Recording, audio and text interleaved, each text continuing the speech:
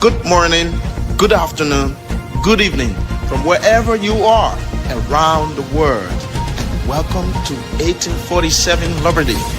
We stream live from Minnesota, USA.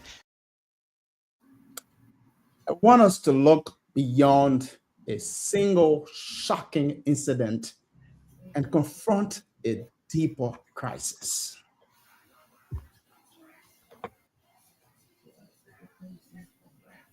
We begin with the killing of Liberian national Austin Tengi in the Republic of Ghana.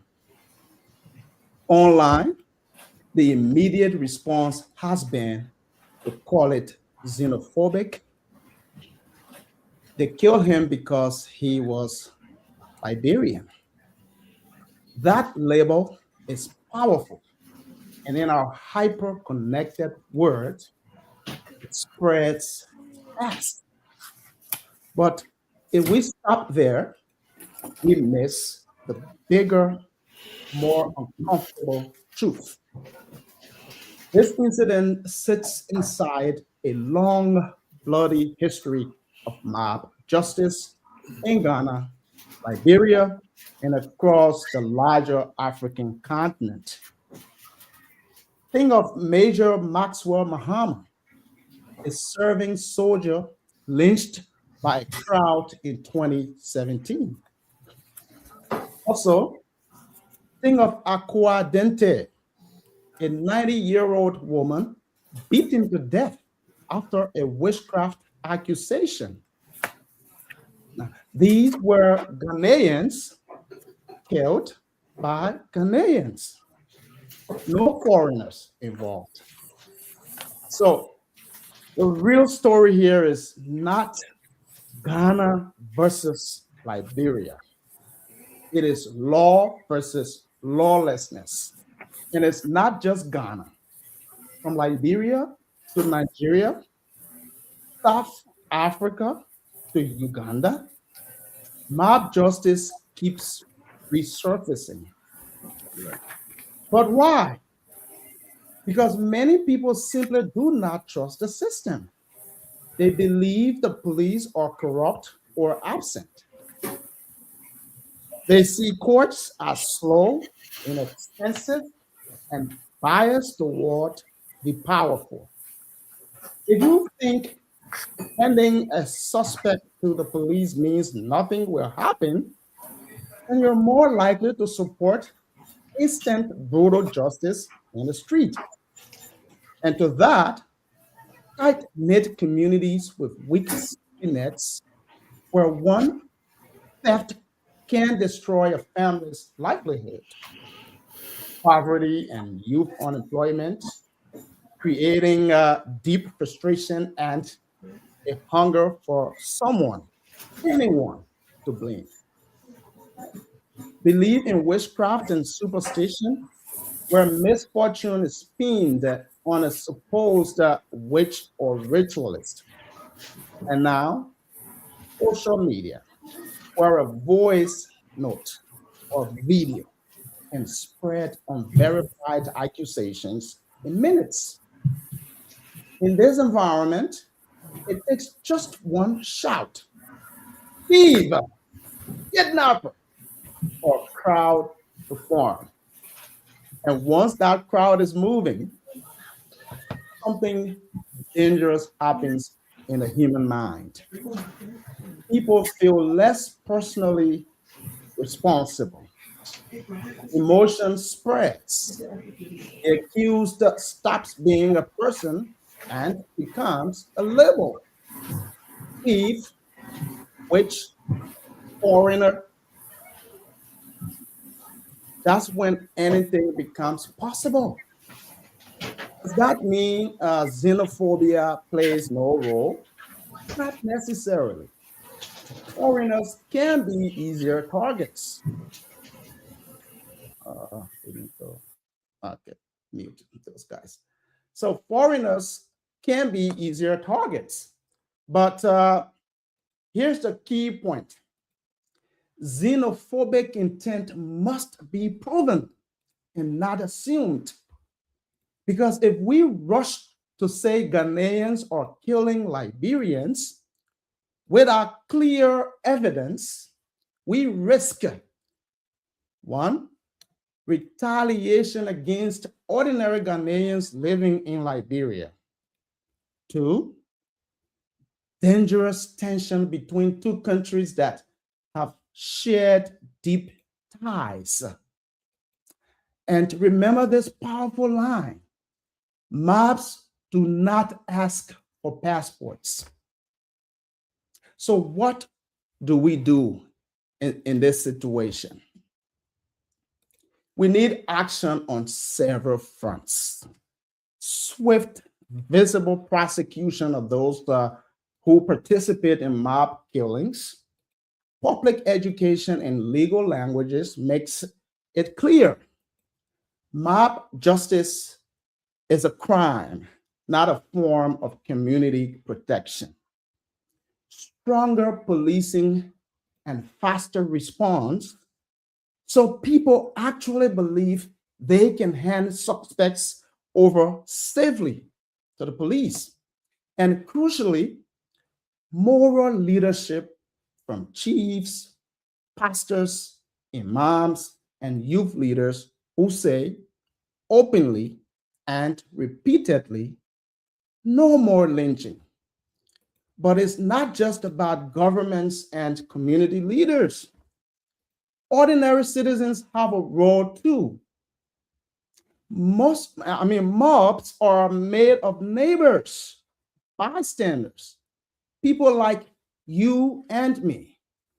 Breaking this cycle means building a new norm where joining a lynching is not seen as brave or justified, but as shameful, criminal, and utterly unacceptable. So the next time someone shouts thief in your community, the real test is, will we fuel the mob or will we insist on the law?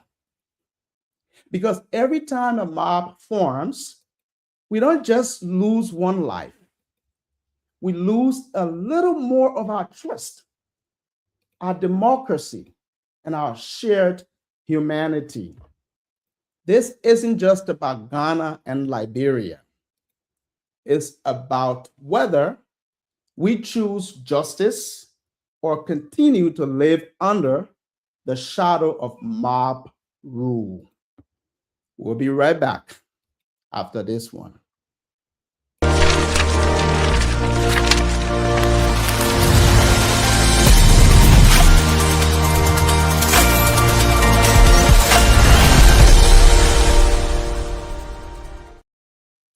Welcome back.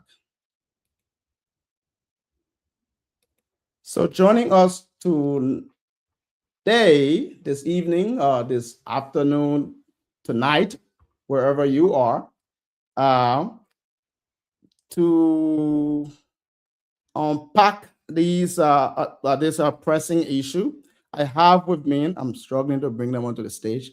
Bear with me, ladies and gentlemen. Yes, I have with me returning to the show our senior foreign policy and national security analyst, Mr. John Maulo. Mr. Maulo, welcome back to the show. Oh, Mr. Maulo was muted. Sorry, sir. Thank you, and good evening, good night, and whatever it is in your area. In our it's good afternoon to all of you, and thank you, Mr. Sako, for the nice program, and thank you, my brother Kojo. Thank you, Nice for hosting me today. Okay, and to help put some water on the fire, I have with me my good friend and former colleague, a Ghanaian national, and currently based on the East Coast in Philadelphia, Pennsylvania, Mr. Kojo Danzo. Mr. Danzo, welcome to 1847 Liberty, my brother. Thank you. I'm so it's a pleasure to see you today, and I'm ready for the host. Okay. Okay, we'll take this one and come back straight to our discussion. Thank you. All right. Good morning, good afternoon, good evening from wherever you are around the world. Welcome to 1847 Liberty. We stream live from Minnesota, USA.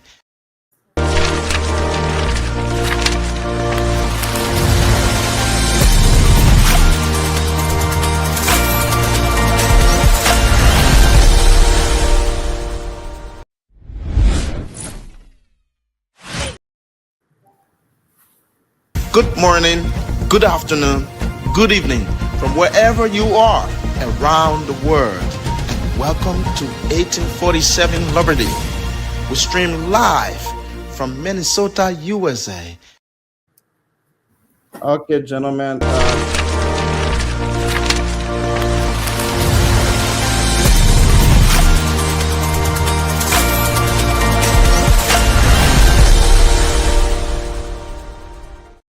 Okay, gentlemen.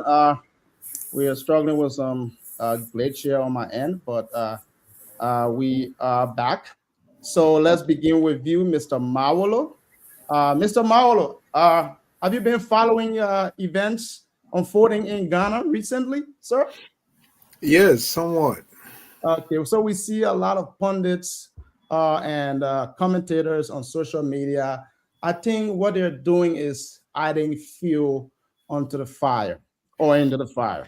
Okay, so what's your take? What do you think our commentators, our public figures, should be doing instead of trying to blame the entire Ghanaian country of committing a crime against Liberia?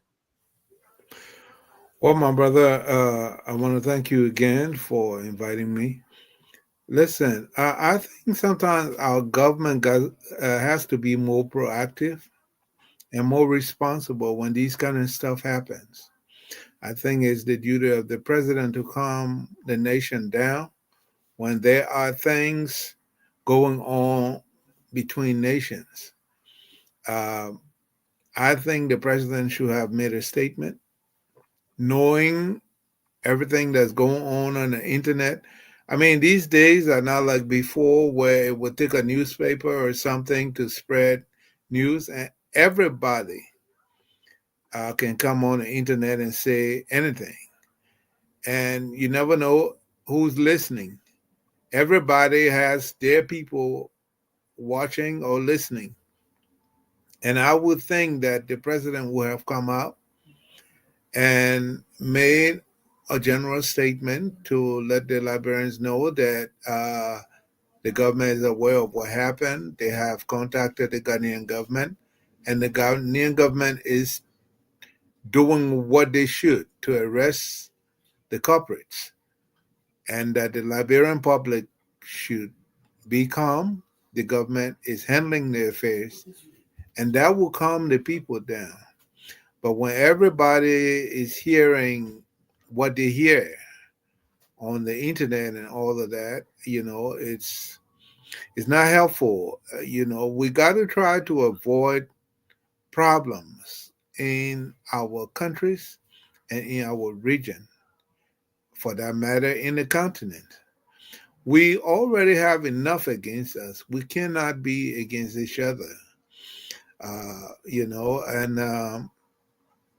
such situations, it comes down to how we treat ourselves and the respect we have for one another. Take, for instance, if this had been an American, would they be saying the same thing? If there had been a British citizen, would they have been saying the same thing? I mean, we see what they said when they see ICE grabbing people, right or wrong. They don't say anything about it. In fact, they seem to be happy that it's happening. But then they hear about something in Ghana. I mean, you know,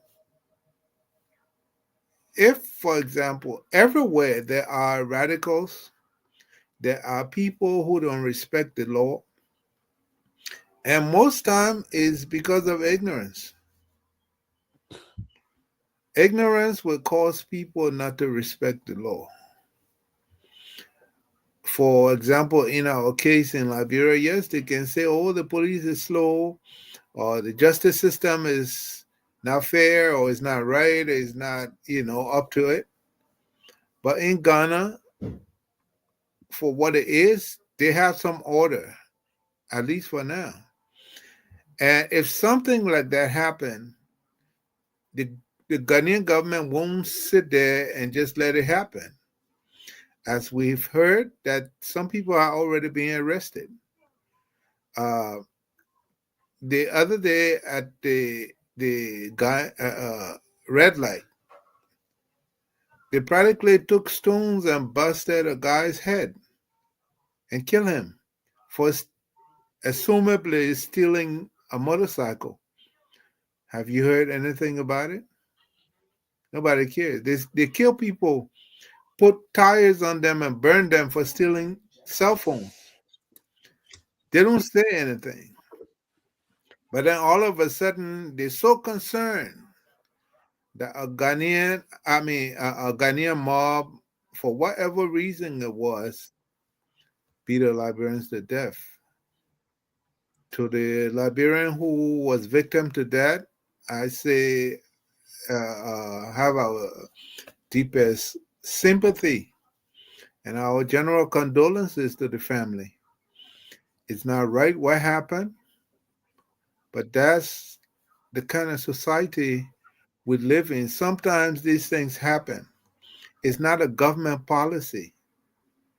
It's what people do in certain areas. And it's the government's job to put those things under control and arrest the culprits when these things happen. It will always happen. They're shooting people here up and down. They don't discriminate I mean, they got drive-by shooting. Several Liberians have been killed in that. Police have killed people here for no reason. Several Liberians have been victims of that.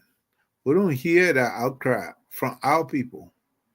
And I think it is disrespectful to another country that we will all come out and start to inflame the situation.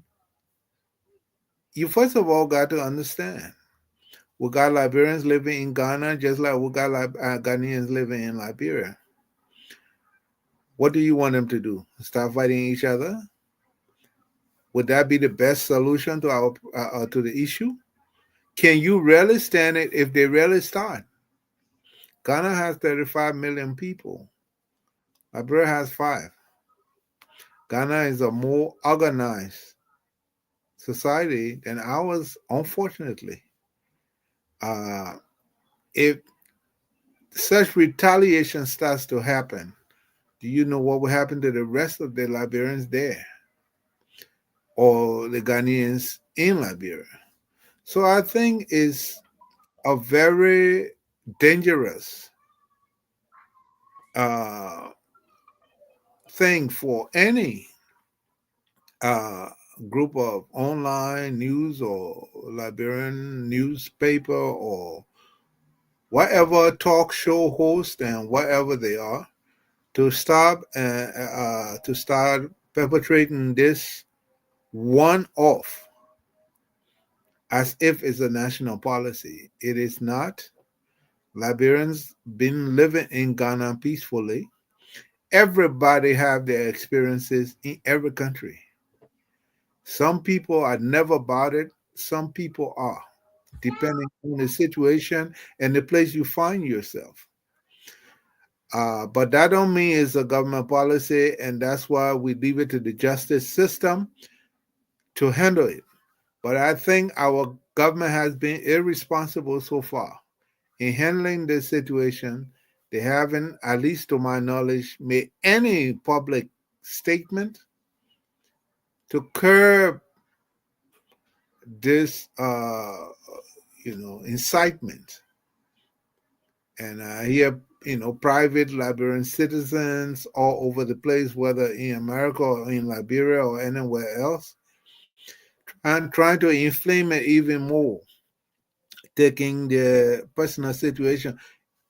I don't know if they've forgotten that there were thousands of Liberians during the war living in Ghana. How many of them were killed?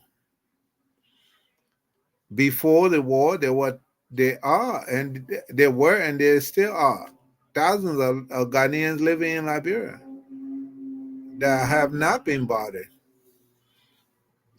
So, what were we?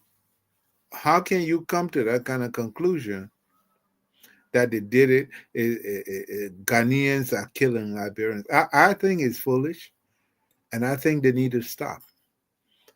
And we got to respect each other. We got to respect our brothers and sisters from other countries, just like we want to be respected. And we got to be real. If it was the white man, we'll all be sitting down and nobody will say a word. Oh, we're sorry. How that kind of thing could happen? All these people at battle and they're all going to be. So if you can do it to the white man, why you want to do it to your own brothers and sisters? It's not right. It needs to stop. And if the government is banning people for insulting people and all kind of minimal stuff, I think the government should take action on this, because this could lead to something else that will force the hand of either governments to do what they won't do otherwise. So that's my opinion about it, and I think our people should be more responsible than this. Thank you. I agree. Both countries have enjoyed, relative peace and a very cordial relationship over the years. We have a shared history that we we need to cherish, and protect, and not let this single isolated incident, plunge us into a conflict that we don't know how to manage. So let's hear from a Ghanaian himself, Kojo. Uh, what was your reaction when you first learned about the incident? You're muted, my brother. Yeah. Thank you so much for hosting me today. I think today is my first time. So, my first time when I heard the story, I was so sad to hear the way comments were coming all over the place, both Liberia and Ghana. But when I heard the story, my point was this: this was individual issue, not entire country. So why was the people making it like Ghana and Liberia issue? This was a criminal issue and it must be dealt as a criminal issue. And so when I heard it, I joined the online to discuss with people to calm down. Myself, I have friends. When I came to America, I stay with Liberians, and Liberians are my friends. And Thomas will testify this. I stay with Liberia for, I think, up to in their house. And in Accra, Kasua, I attended Sunday school with the same Liberians. And so when people make like, I say, look, whoever can testify to tell you who Liberians are, I can tell you I'll be one of them. Liberians are not criminals. I mean, for criminals are everywhere, both Ghana and Liberia. And so for this issue, when you look at it, when I look at the video, I saw that guy did a wrong thing, and the law enforcement were able to look at it, and the people were able to arrest. So arrests were made. And so turning to Ghana and Liberia, that was something I wasn't happy, because why should it be Liberia and Ghana? But I was also worried because I was trying to hear from Liberia government where they can send a signal to the people.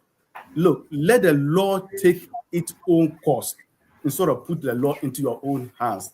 Because this is similar way those Ghanaians did. And so if you also bring it, then that's going to be a lot of issues. And so I was so it was sad to hear, because losing an individual is a young man like that. Why should he lose his life? He's there even in Ghana, contribute to Ghana economy. Yes, is there contribute to Ghana economy? Ghana cannot live an isolated. People must come. People must go to Liberia. I mean, so I was also telling people, look, when it comes to that issue, Liberia and Ghana, I mean, it's almost one. Liberian camp, if all Ghanaians are so eager to be killing Liberians, why would Liberians stay in the Liberian camp? And up to date, Liberians are still there. My family, where the people there, they are Liberians hiding the entire house staying there. So why should it be a Liberian matter and Ghana issue? This should be a criminal issue, and let the Ghana government deal with it. And so this is what I look at it. Now, when you look at the mob justice in Ghana, it's not only this particular issue. This one has gone viral because this social media. But look, you can talk of 2017 Major Mahama. Of 60, yes, correct. You can talk of a lady, 60, a 90-year-old lady who was married, and another 67 years old lady, witchcrafting. All these people were mobbed and killed, and isolated ones that there's not even on the line that you could even see. I'm from Ghana, and this is not easy. Ghana government is not taking it easily, because this is what they have been educating people to stop, report. And they see anything that is not good, report. And so people are making as if that was the only first one, or it is the whole of people having that issue with Liberian. But no, this was just a pure criminal. The guy has acted, and I pray that the law must take its own course now, so that the people of Liberia will know that, look, even if we're to any other person, all entire whoever caused this, the law will take its own course. And I know Ghana police, they are not sleeping with this. They will look at it, and the justice will take its own course. And so I will appeal to my brothers and sisters at Liberia, look, Ghana government will not sit aloof, and this thing will not be dealt with. They will deal with it. Now, I'm also looking at a lot of issues caused by this mob justice, because the number of police system we have is not like foreign countries. We'll get into that. We'll get Okay. deep further, Kojo. Thank you. Let's delve into the root cause. Okay. So now when you look at, I'll come right back to you, Kojo. I'll come right back. Sorry. So let's look at the root causes. First, we look at institutional trust. Okay, so when we talk about institutional trust, we talk about how distrust in the police and courts give rise to mob justice. In practical terms, what is the single most important step that governments can take, say in the next 12 months, to start rebuilding trust? Mr. Mauro. Well, in the case of Liberia, they just have too much to do. Too much to do. Since the war is being out of control, and it seems like successive governments have not put enough effort and enough money into the security forces to put a stamp to it.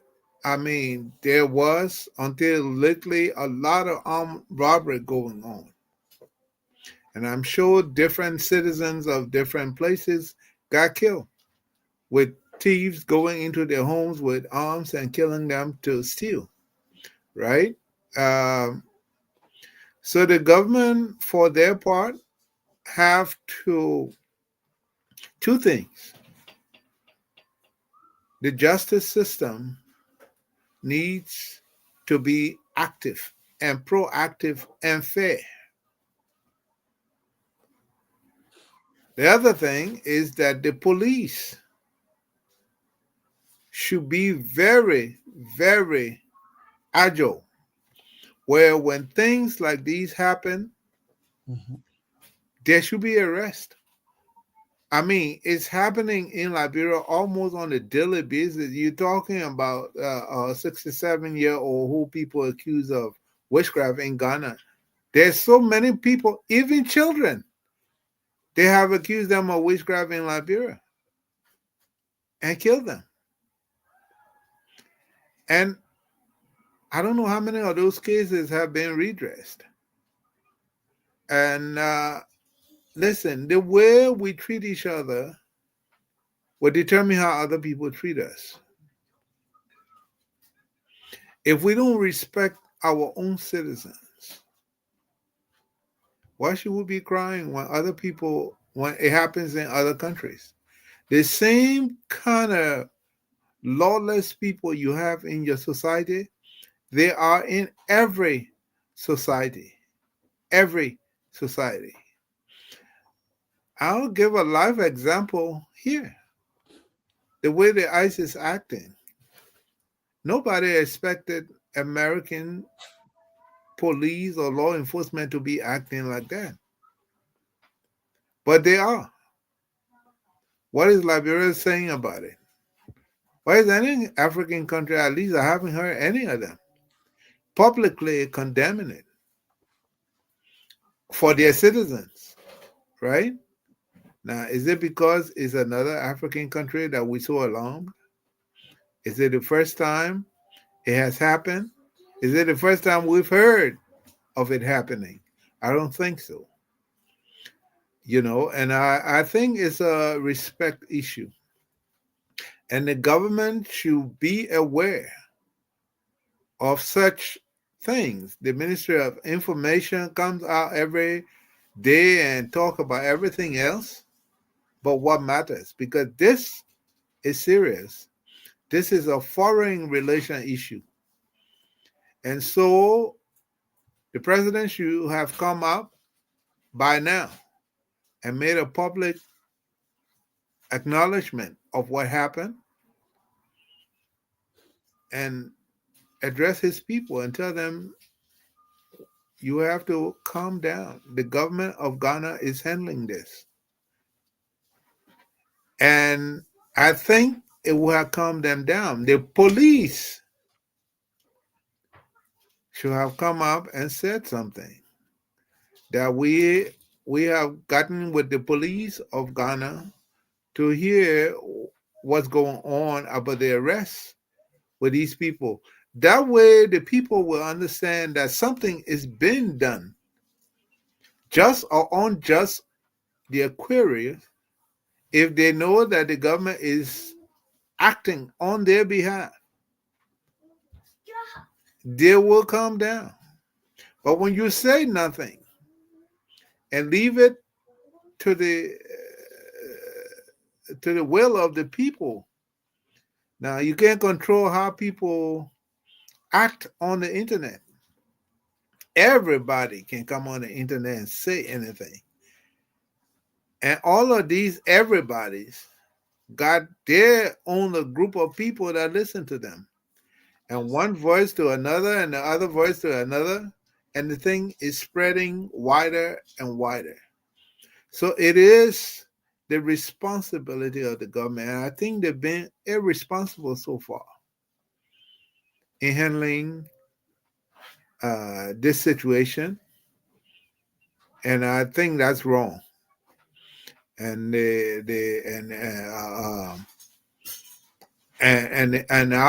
will admonish our people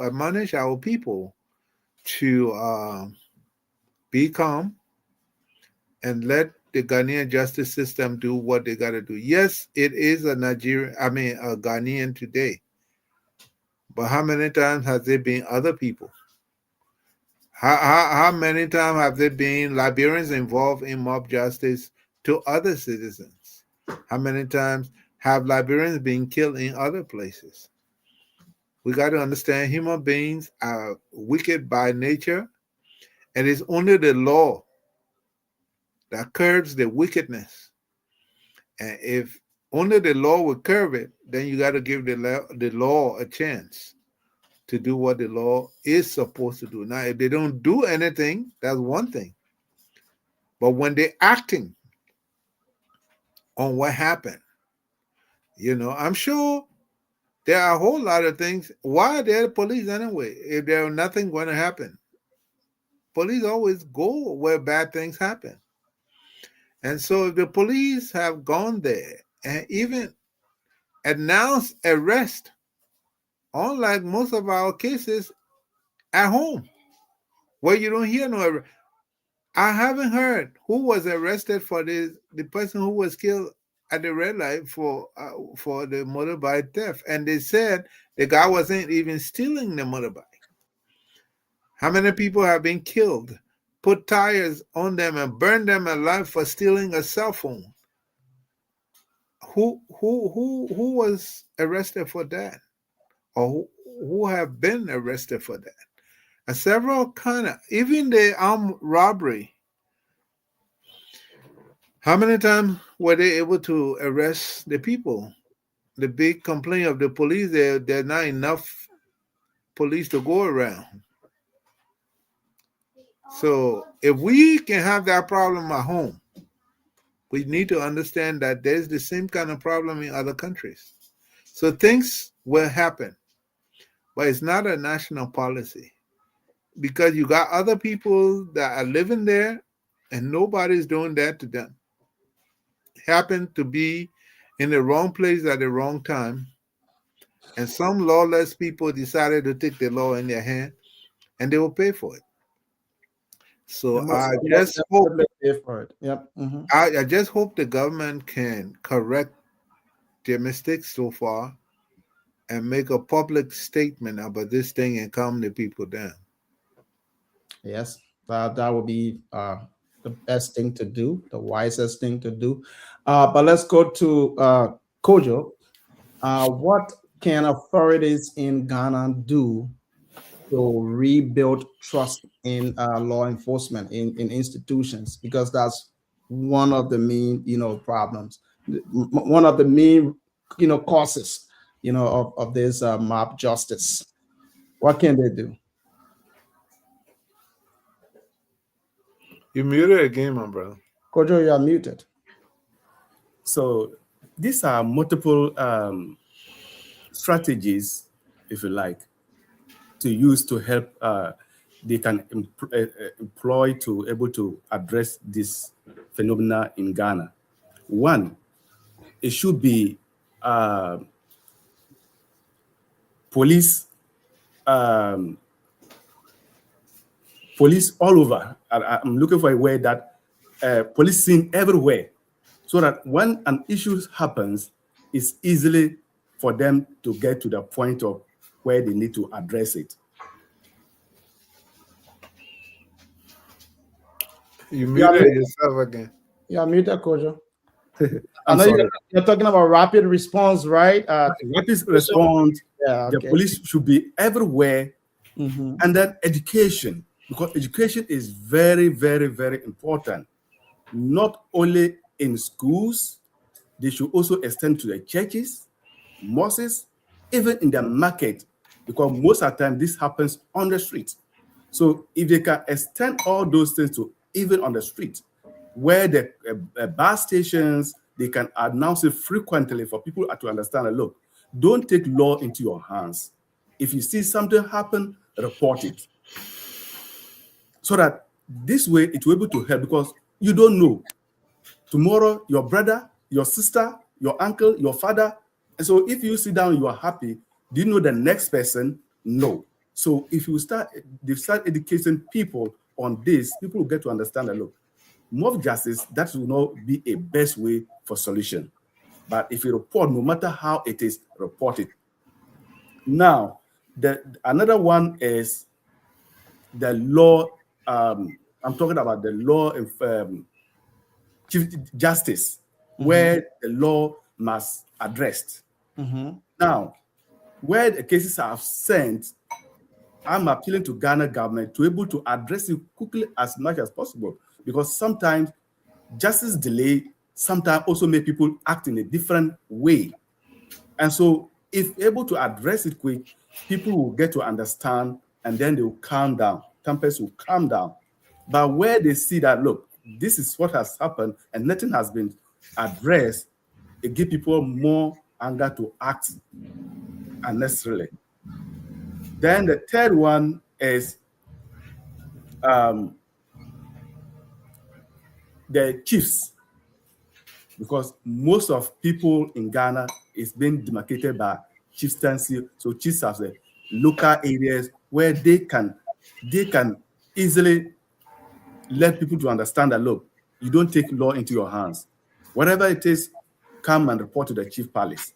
If you don't get the law. Kojo, you are muted. I'm sorry. Now, let's go to social media. You see, they sometimes exaggerate things and they don't think about the consequence of it. Because the least thing you put it on it, it goes viral. The more it goes viral, the more it creates more tension. And so whatever you put on social media, think about it. So I think the Ghana government must also think about it, find a way. Which of these things can they able to protect it from it? Even they can even pull it down instead of going viral for people to get agitated and making a whole lot of make a criminal way of life. And then when you look at even the schools, if the government can start putting it as one of the subjects, or not even subject, part of the curriculum, so that from kindergarten to the high level, at least they were able to touch all these things. The children were able to know their rights and left. The law in Ghana, they were able to know all these things, so that not only the criminal aspect, but your right. So that when you begin to learn this, look, if I take this into my own hand, this is where it's going to end me. So if the children start learning from the early childhood to the highest, at least before they get to the adult, they will all know what is embodied. So that it doesn't only be the law, because I am a teacher before. These things are not, even though they teach moral. So moral values, you can see that even though they say don't kill, but the law. And so if they can add that one also to the, they call it a moral, I don't know right now, but they call it a religious and moral education. If they can add it to it, so that people would know, look, when you take a law into your hands, this way is going to end you. So that way, at least people will reduce those out of attitude and behaviors. You see, then the cultural aspect of it, that is witchcrafting. How do you identify that this person is a witch? And so the social, the culture of it must also be intensified. And I know which Ghana government is dealing with it right now.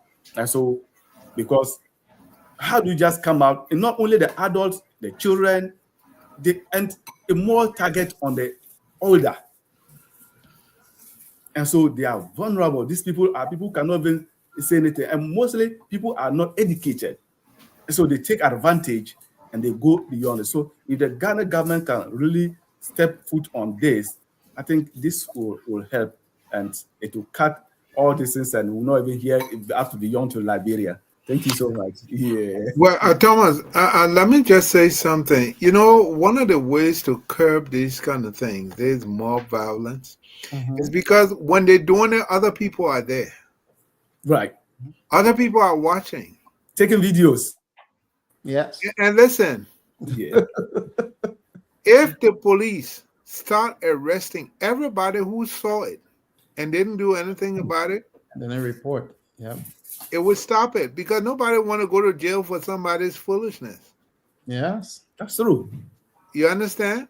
Mm-hmm. But if you just looking for the people who did it and leave the people who stood there and taking pictures and all of that, Mm-hmm. then you're making it look like they can do it because even they who were standing there taking pictures, Mm-hmm. they might know something. Yeah. Because why Yeah. would you just jump up, some group of people just come and, kill somebody? You know, we gotta have some respect for humanity. Yeah. Human beings are not chickens. Yeah.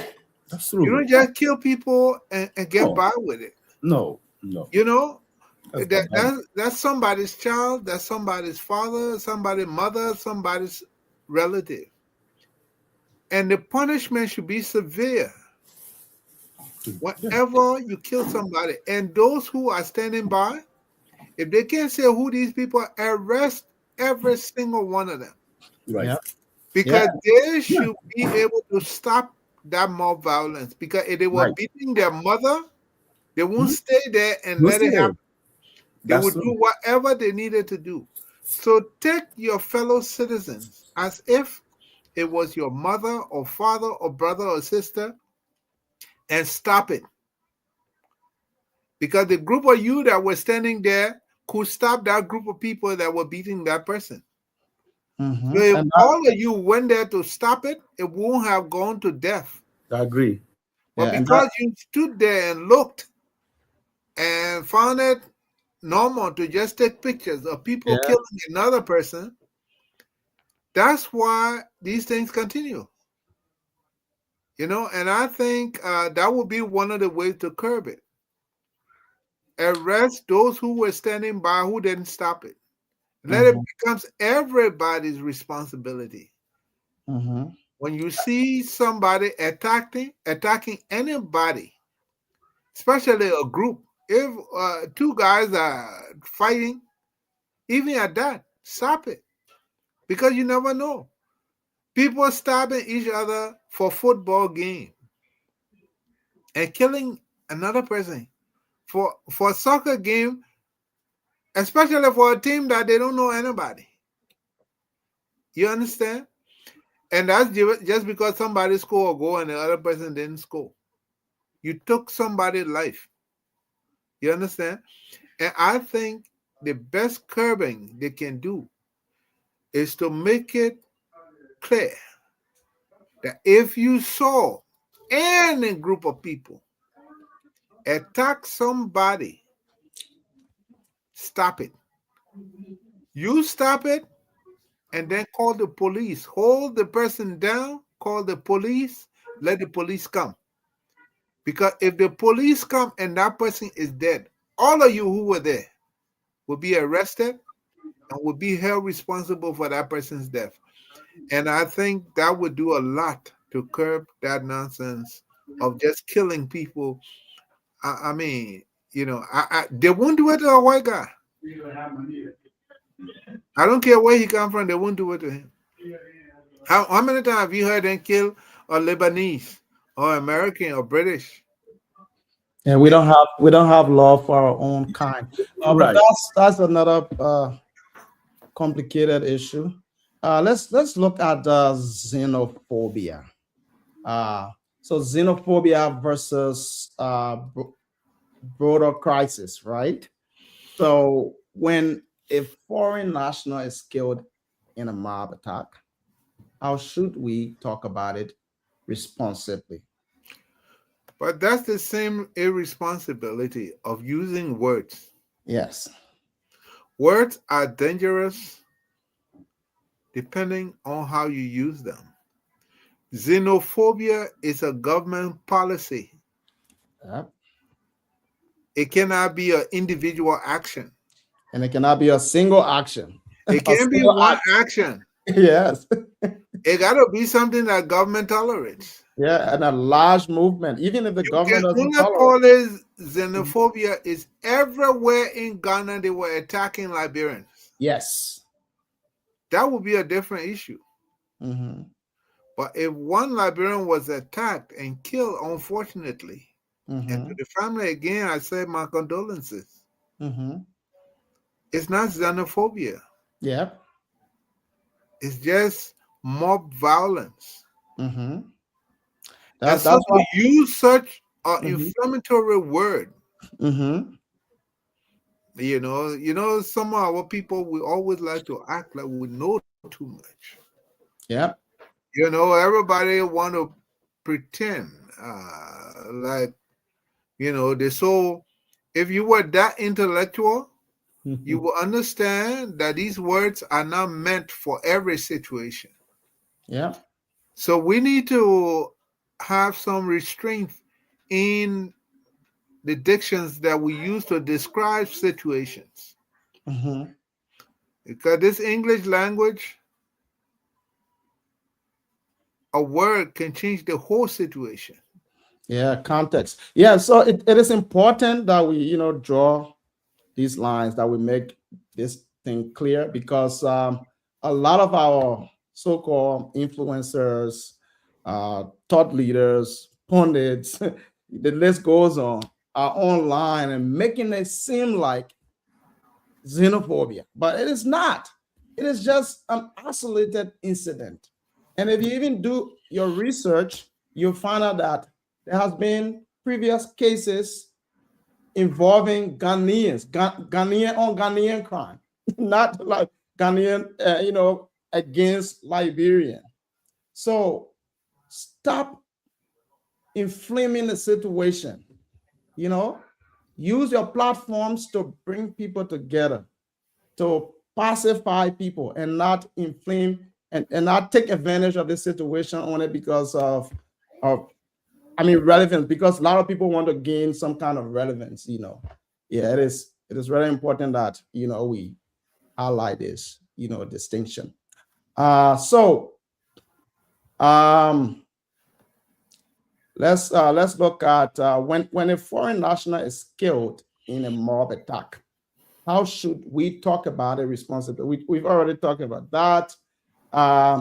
So social media, let's go to social media. Social media and rumor. Um, Social media clearly accelerates panic and spreads unverified accusations. What should platforms, governments, and citizens each be doing differently to stop online rumors from turning into real world uh, lynchings? Because people are using their platforms now to incite. So how can we, curb this? Well,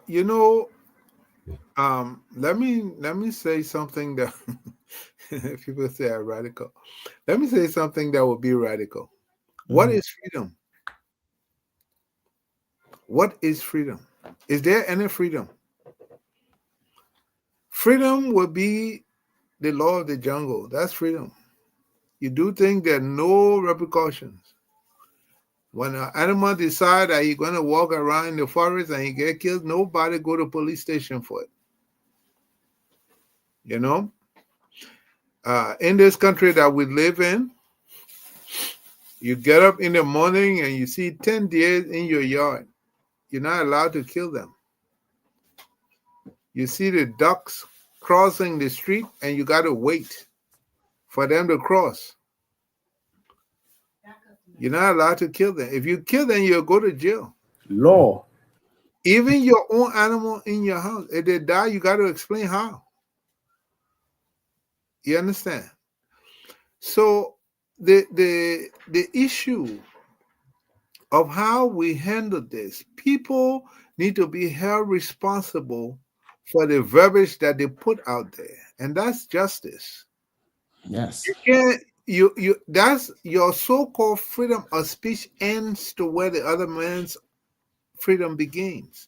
That means you got none. It's the law. And I say there is no freedom anywhere as long as there is law. Because law curbs your freedom. You understand? So if you're going to stay on social media and spread nonsense and spread lies, then you got to be held responsible for it. Unfortunately, I don't know if our justice system is ready to accommodate the amount of lawsuits. Now, the problem is, I think there should be a coordination everywhere. That people who spread these kind of things should be held responsible, or their network should be shut down. If they're not in the country, then shut it down. If they're in the country, let them go to court and prove it. Mm-hmm. And they need to, if there is you got to do a very large payment for them to make, that if they can't make it, they can't get back on the air. You will soon see that the editors or not, or the presenters will be more careful Mm-hmm. in how they spread their so-called news or whatever they call it, or their propaganda or incitement. Because that's not freedom. Your freedom could cost lives. Your freedom could cause a war. And if your freedom will cause war, before there is war, you need to pay. And as soon as people know there is some repercussions for them spreading lies or propagating lies, then I think that will curb it a lot. And you just got to do it to one or two of them, and it will stop. Because especially in things like these, you don't take it lightly. You got to be more serious about it than anything else. It involves lives. It involves somebody, another country. So you can say, "Oh, in Liberia, we can do that. We can do that." Yeah, when you're doing it in Liberia, fine. But when you go to another country, that it could cause friction, Mm-hmm. diplomatic or otherwise, then you're leading the country into something that you got no control of, and that's irresponsible. And your freedom of speech, so-called freedom of speech, has a responsibility that you can be able to do. I mean, I don't care if somebody stand on the airway and insult somebody. I don't care about that. But when you say somebody, for example, dies and in a fight, and you say, "I know who killed the person, and it was Thomas Sako who killed that person," and you got no proof of that, you could make a mob run to Thomas Sako's house to kill his whole family. And you got to bear the responsibility for that. And if you're not responsible enough to check your diction and your propagation, then you should be shut down. I would support that 100%. That's being irresponsible, and you shouldn't be on the air in that area. Yes. That's a good one. Kojo, so if starting with tomorrow, every major mob incident led to arrests, trials, and visible sentences, how much would that change behavior on the ground? Yeah, it's going to change a lot. It will build people confidence that there's law and there's justice. And so it will build people confidence of let them understand, look, the justice has been taken. Now, where the people also see that it is not done, that's where you see more of agitations comes in. Then also we can also educate people, because boil all to education, because when people are being educated about when this incident happened, this how it went through, so that people will be informed. When this person was arrested, this how it formed. Then the person who caused it, this was the jail terms for the person. So when people are informed, I think most of this thing will keep, and it will reduce the injustice they are doing. Yeah, deterrence. And Mr. Mauro spoke about that. Like if governments start taking drastic actions, Actually, yes. setting an example, people will not be encouraged to involve or engage in such unwholesome acts. Mr. Mauro, any comment on this segment before we move to our next segment? No, I think I said what I needed to say. I mean, that irresponsible kind of reporting. Mm-hmm. The people who do it need to be held responsible for what they say. Yes. Look, you on the air, you have the privilege to talk to a lot of people, on unlimited amount of people. Right. It's not only a certain group of people who are going to understand that you've been stupid, that you've been foolish. Mm-hmm. It's going to be everybody. People are not everybody is able to dissect information. Mm-hmm. So if you're going to just go on the air and just propagate any kind of nonsense, when you got to be held responsible, then you would think. Sometimes punishment is a means of making people think. That's true. All right. That's important. Yeah. I That's, agree. I that's agree. one of the main reasons I decided to do this segment, because as I was scrolling, social media, I saw a lot of our influencers, social media influencers, commentators with huge followings, Yeah. making statements that are Unwarranted. counterproductive to the entire, justice process Yeah. that we are all trying to, see unfold in this particular situation. People are like making threats, and they have hundreds of thousands of followers following them. So that's like inciting people to something without fully understanding the context, or even following developments in Ghana to see how far the investigation, has gone. What steps have the authorities in Ghana taken? What next? I mean, I think that's what responsible commentators should do. Study Sure. the situation, consider the root causes, and look at the implication, of spreading these kinds of insightful statements, Comments. Yeah. like comments. So I agree with you, Mr. Maworo. People should be held accountable. Social media accounts should be monitored and flagged for these Exactly. kinds of, reckless and irresponsible positions that they are taking. But gentlemen, we'll take this, and when we come back, we'll move to our next segment. Good morning, good afternoon, good evening from wherever you are around the world. Welcome to 1847 Liberty. We stream live from Minnesota, USA.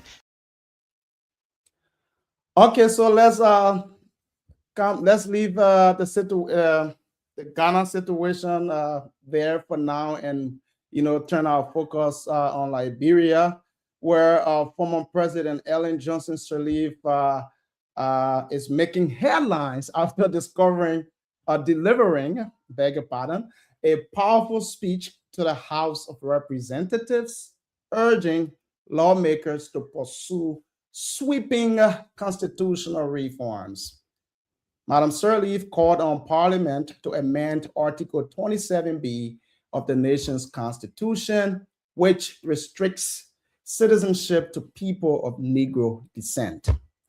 She labeled the clause as racist and called for Liberia to bring its laws in line with modern African democracies.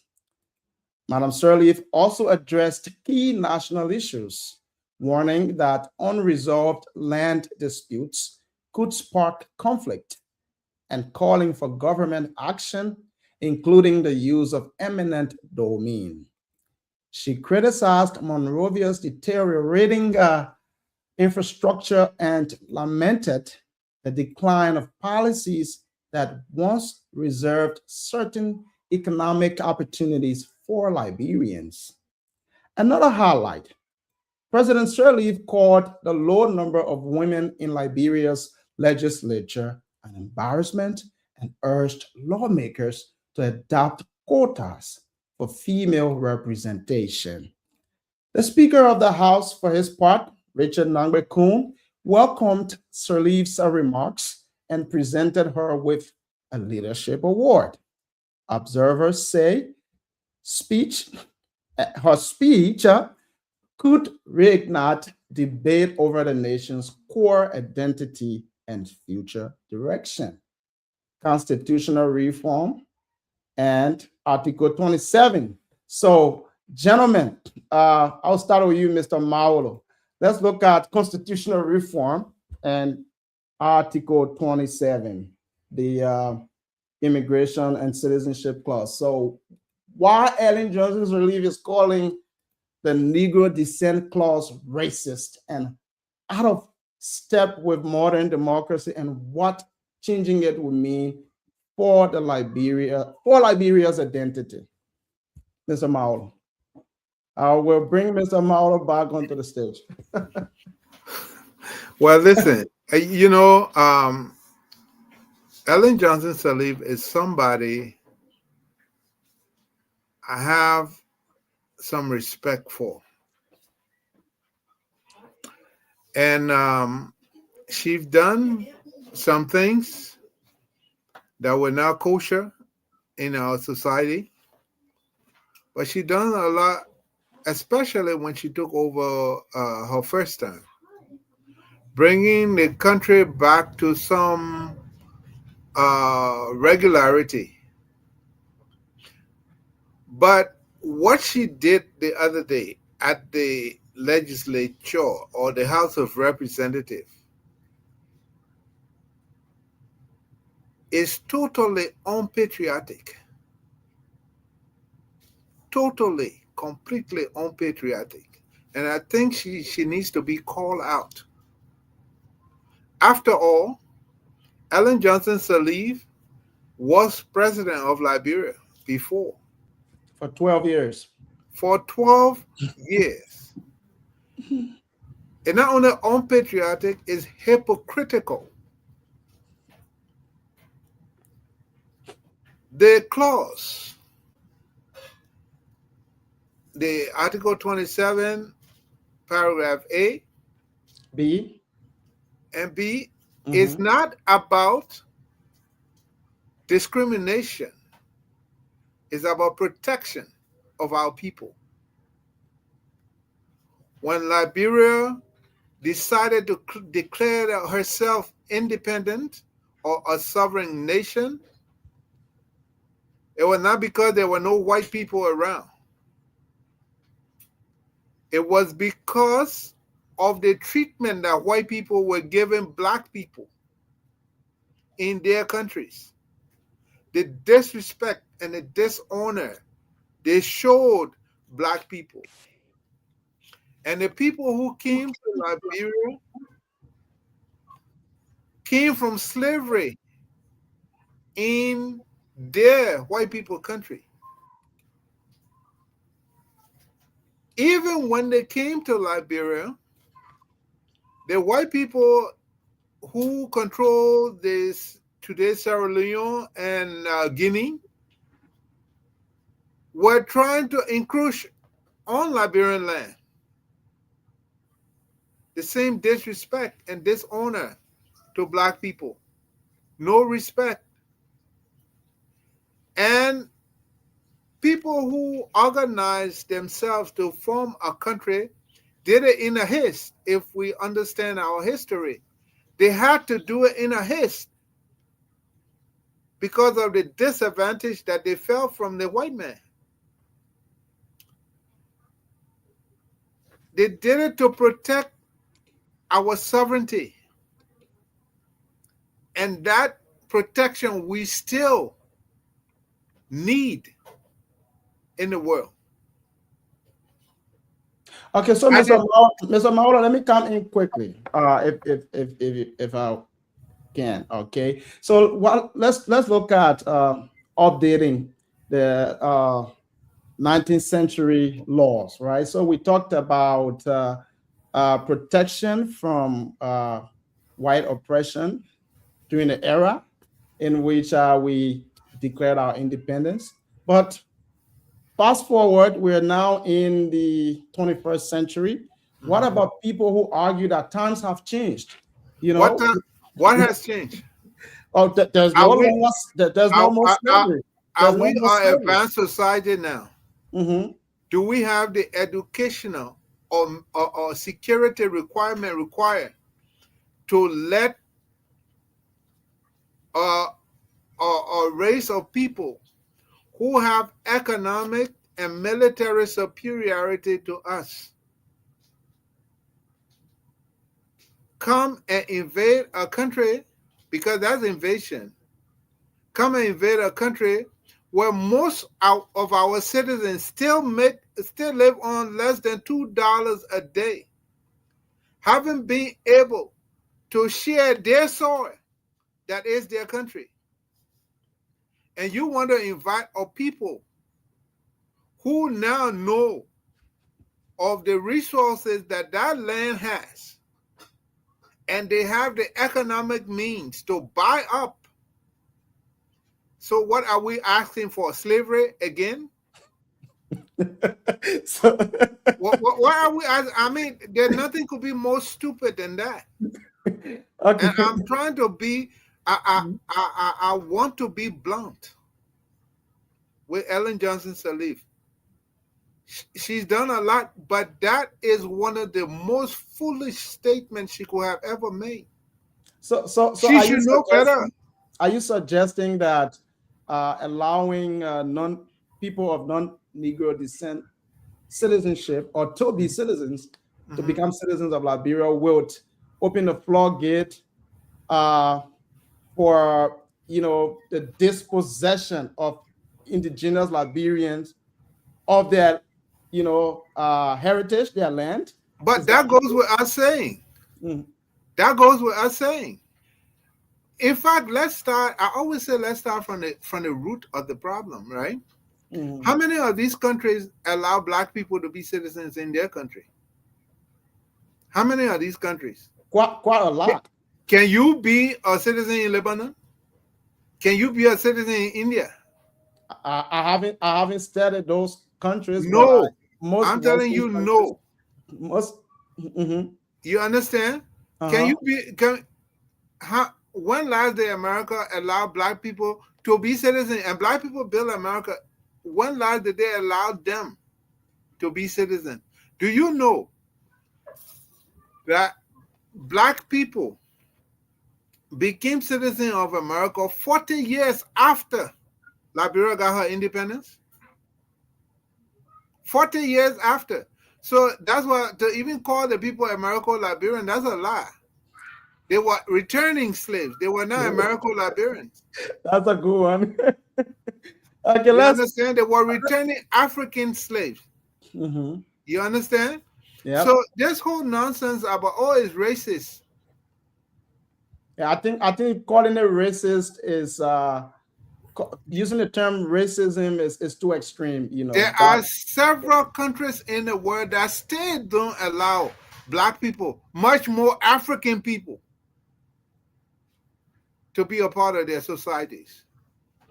When they say in our national anthem, they say a race benighted, that's what the black people are all around the world. Benighted. And there is not Bekenight. It's Benight. That's two different words.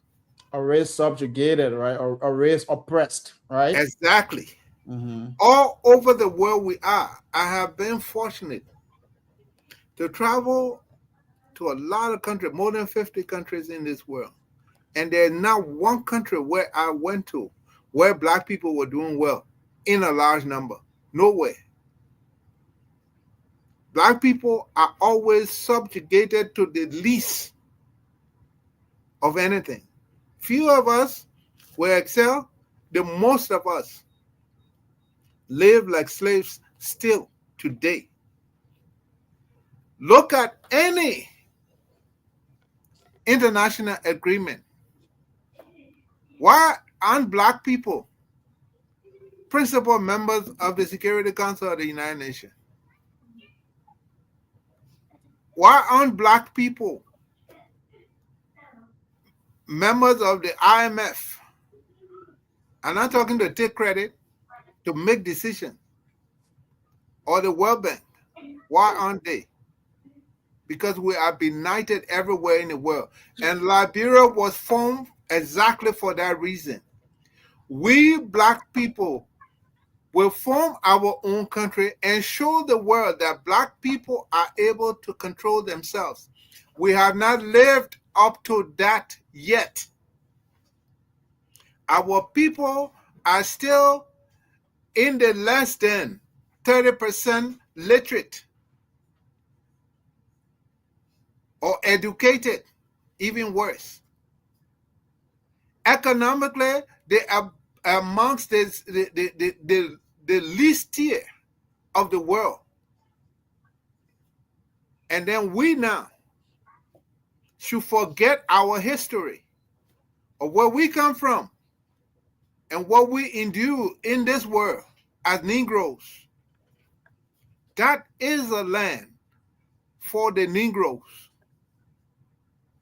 You don't want that in their society because they still say today that black people don't have the intellectual capacity to think. So then what do you want to be a part of us if not to exploit? Okay, let's do a little bit of comparative analysis here since we just talked about Ghana. We have Kojo in the house. Kojo, so let's compare this situation to Ghana. How is it like in Ghana? Can non-Negroes become citizens? No, before Kojo can, let me make one correction. All right, please. We cannot compare it to people who were colonized because why? The white man were already there when he gave them the freedom, so they couldn't push him out. Yes. So we want to compare it to the country where there were none of them. Okay. So can you give us an example of countries that did not or was not colonized and have similar law as Liberia? Liberia was the only one, in Ethiopia next that was not colonized. So what can you say? And Ethiopia had to fight them away. Mm-hmm. So many millions of them died fighting them away. And then they finally gave up and ran. Liberia didn't have to go through that. They came and dumped a lot of Negroes in a place because they didn't want them in their country and they didn't want to be slaves in the country they came from. Okay. They went home uneducated mostly and tried to form. Do you know that in Liberia, the group that came, that they brought, was 95% illiterate, came straight from the farms. They didn't know how to write. They didn't know how to read. You know who helped us even fix the Constitution? It was the guys that came from Barbados and the Caribbeans. Oh. They had a little bit of education. You understand? So this whole thing here about, oh, it's racist, oh, the world has changed. Are we making decisions in our country because the world has changed? Then let us be one of the rich countries. What do they call us? Third world. Look, that is the most nonsensical thing that could ever come from a person like Ellen Johnson Sirleaf because she knows better. She has personal interest in that, or she just intends to be unpatriotic.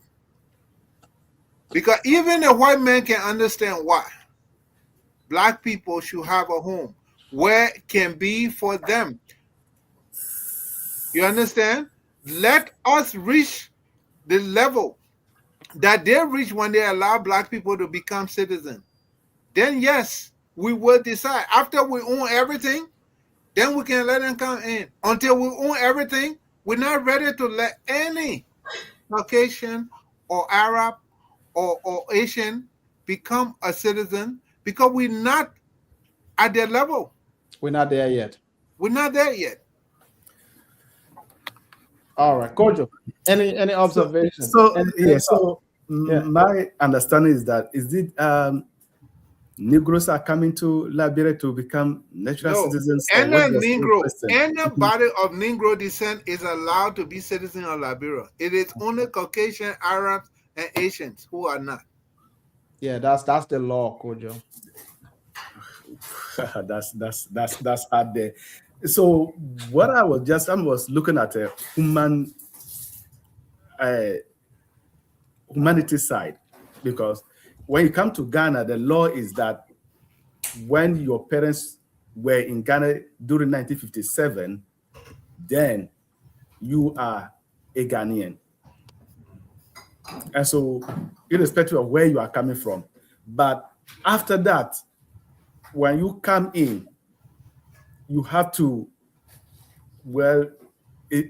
of late, that Ghanaian government has opened up for people of blacks all over the world to come in, who wants to come, but you have to also follow a certain rules before they naturally as a citizen. So this is how it is in Ghana.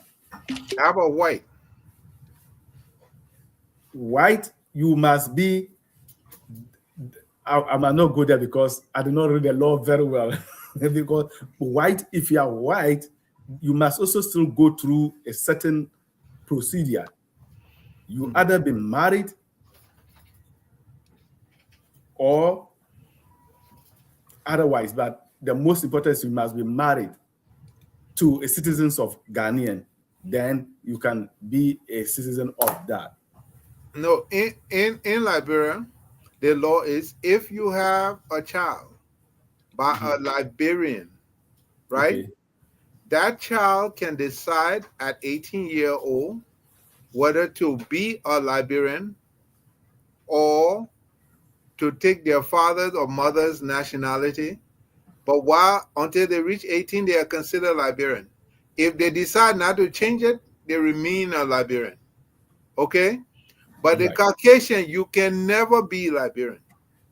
Okay. You can't own property. You can't. You will be a foreigner and live on permit. All right. So let me bring this information that I just pulled. So yes, non-Negroes can become citizens of Ethiopia. So we're comparing, Ethiopia to Liberia earlier because Ethiopia is the only other African nation that was not colonized. Yeah. So in Ethiopia, nationality law is based on jus sanguinis, descent and naturalization with no restrictions based on race. So I just wanted to, Yeah, clarify. but we were not comparing it. I'm saying I'm talking about the independence. Yeah, I wanted to know. I wanted to, make that comparative analysis. But so we are in a class of our own. Exactly. So exactly. So what is her point? Her point is that they should open up, or they should open up. They should open up and let the Asians, Caucasians, and Arabs become citizens if they want to. Well, my question over there is, what is the impact into the country? Because you accept people based on the impact that you get from this. So do they have any data to show that these people, we live together? Because of course, when you live with people for a certain amount of time, they become your neighbor, right? So if you feel that these people are part of my neighbor and they contribute to your life, probably at a point you may think that let me consider him or her as my brother. Yeah. Is it that now? So that's a good point, and I'll come in. To just in Thomas, before Yes. you come in, let me just give you one good example. Okay. How many Liberians that you know in Liberia for all the time the Lebanese been there? How many Liberians do you know married to any Lebanese woman or their daughters? I know a lot. Married to Lebanese woman. lot. I'm not talking about mulatto. No, I'm talking about real Lebanese. They are intermarrying in a high numbers. I have a lot of friends who are mixed. In Liberia? Yes, I have family members who have married to Lebanese. I'm not saying they married. I said married Lebanese women. I said married to Lebanese men. The daughters too are marrying Liberian men. Who? The Lebanese women, females, are marrying Liberian men. And they got married in Liberia. Yes, it's both ways. Yes. Let me tell you something. I don't know when that started to happen. Yeah. You have been away for quite some time now. So I don't know when that started to happen. You know what they would do? They would let their daughters go up to high school, and then they send them out of the country. Yeah, I know a lot of them.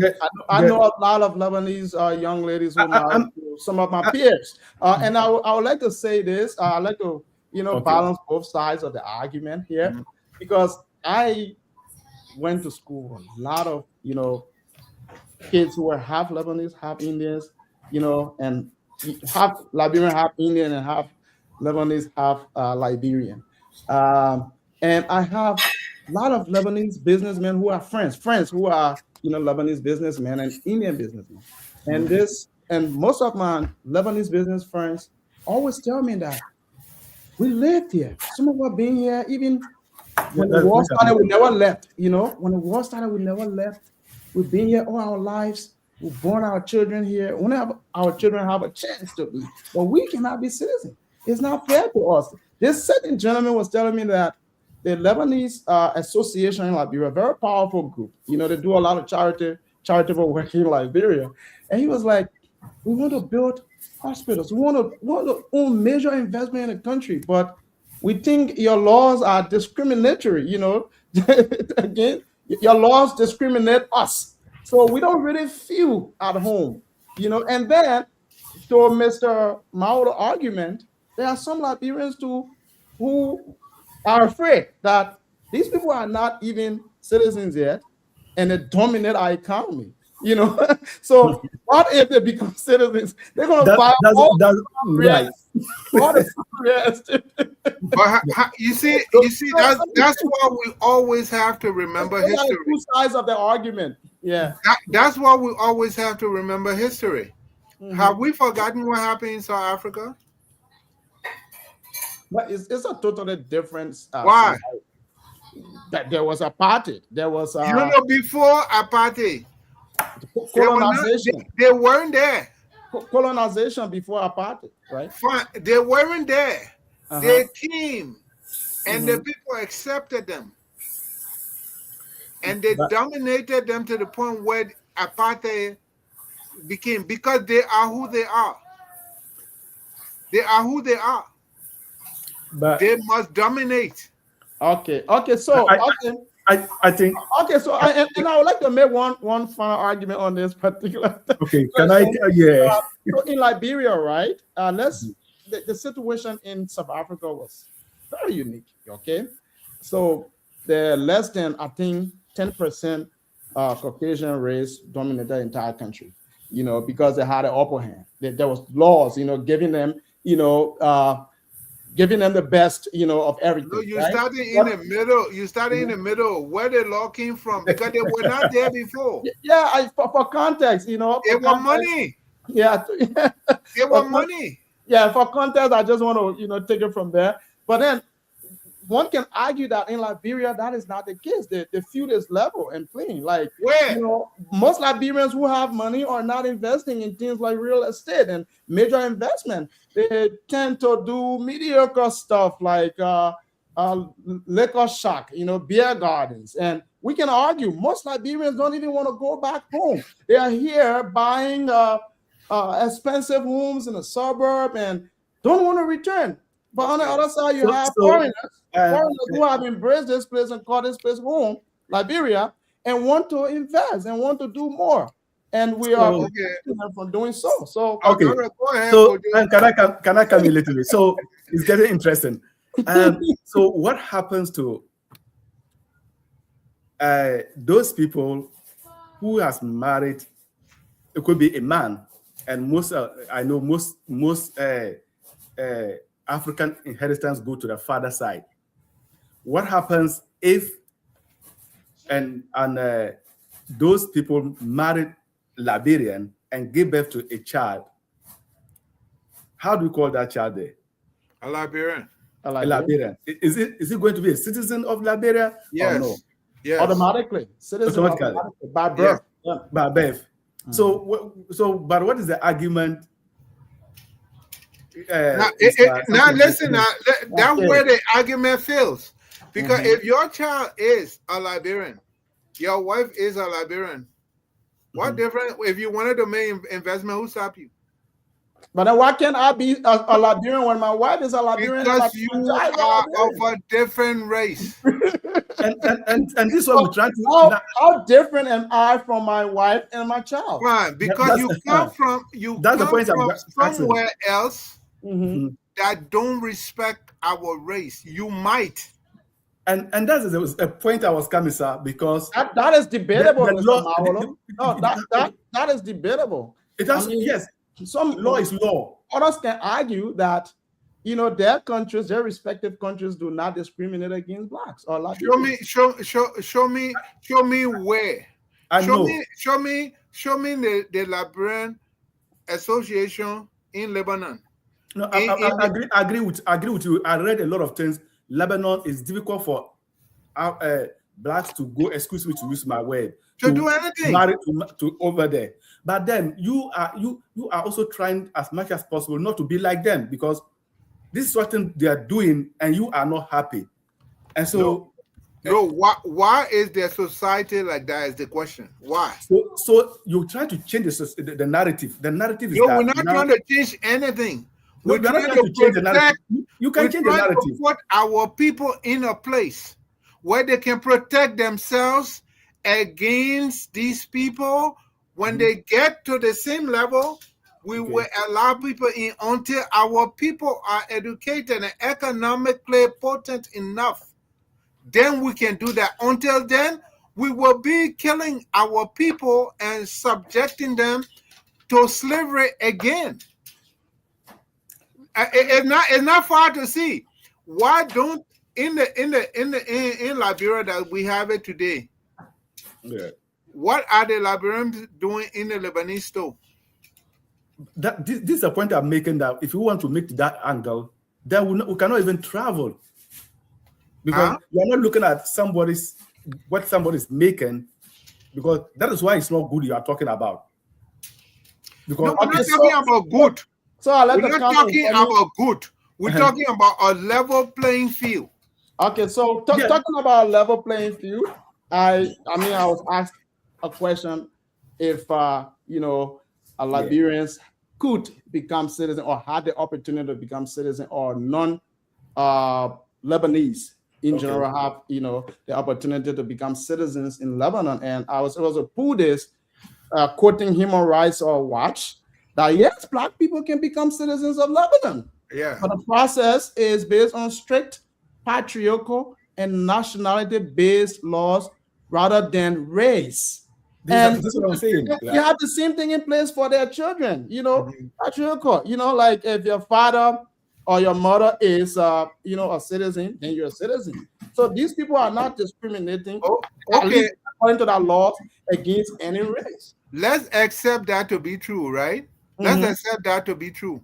In this country that all three of us live, what are the black people consistently fighting for? They are fighting for a lot of things, a number of equal rights and justice, and they are citizens. And not just blacks. Huh? Not just They black, are they are citizens. not just black people. There are other races. I'm talking about my race now. I'm not talking about different people. but Mr. Mario, you see, if you want to talk, I don't think that will end soon. All What part would of the world. You don't think what Because will how many years now? I'm talking about other people coming to your country to be take over. I don't think it can happen anything soon, because even if you bring them, how are they going to call them? Because in Liberia, you have different tribes, and tribes has their own demarcations. When these people comes in, where are they going to demarcate? And they will take over. You should ask them.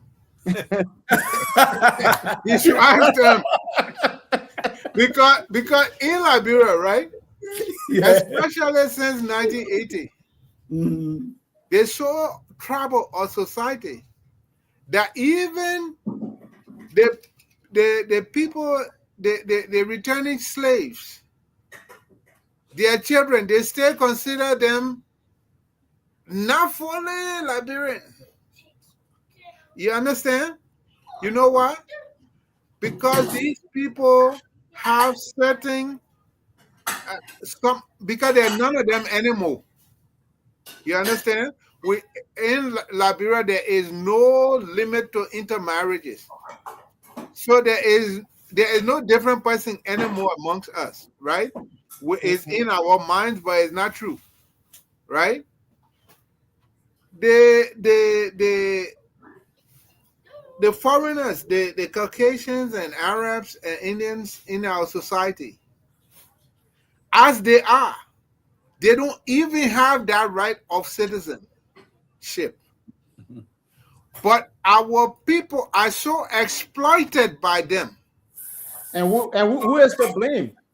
And Who is to blame? The government, the Lord, and the people. You know why? Our own people are failing us. Our policy. Why? Why? Mr. Malo, when you say to be blamed, blamed by citizen or the government. Look, when it comes to things like that, I think the people of the government, they didn't come from space. They come from amongst us. You know why it's happening? Let us know. Are you talking about national cake sharing? For financial reasons. Okay. It is happening out of ignorance, out of illiteracy, out of ignorance. You understand? How many of our people have ever been able to travel to any of the other places? But they're not doing business. We cannot blame that. We cannot blame that solely on the foreigners. This one say we cannot blame solely. We cannot blame that solely on the foreigners, that our people don't have opportunity. We're not going to blame anything about them. What we're doing is to protect ourselves first. The whole issue of protection, you start with you. Okay, right. let me come in quickly. So then, how can we protect ourselves when we cannot even provide the most basic things for our own people? That's on us. And so you're waiting for the white man to come do it for us? No, by changing a law, by putting a clause in your constitution. I want to know, what good is that to us? That alone is not going to protect you. Okay, how beneficial is that to us? I can argue that it's not a beneficial, not a hurtful to us. It is hurtful. It is hurtful. In the future, it is hurtful. It might not look when bad things start to happen. It don't look bad in the beginning. Okay. It looks bad after time. So let me just give a general example. Make him president today, any one of them, right? I mean, make him a citizen today. Then what are you going to do next? Stop him from being president? Oh, wow. What for? What do you mean by what for?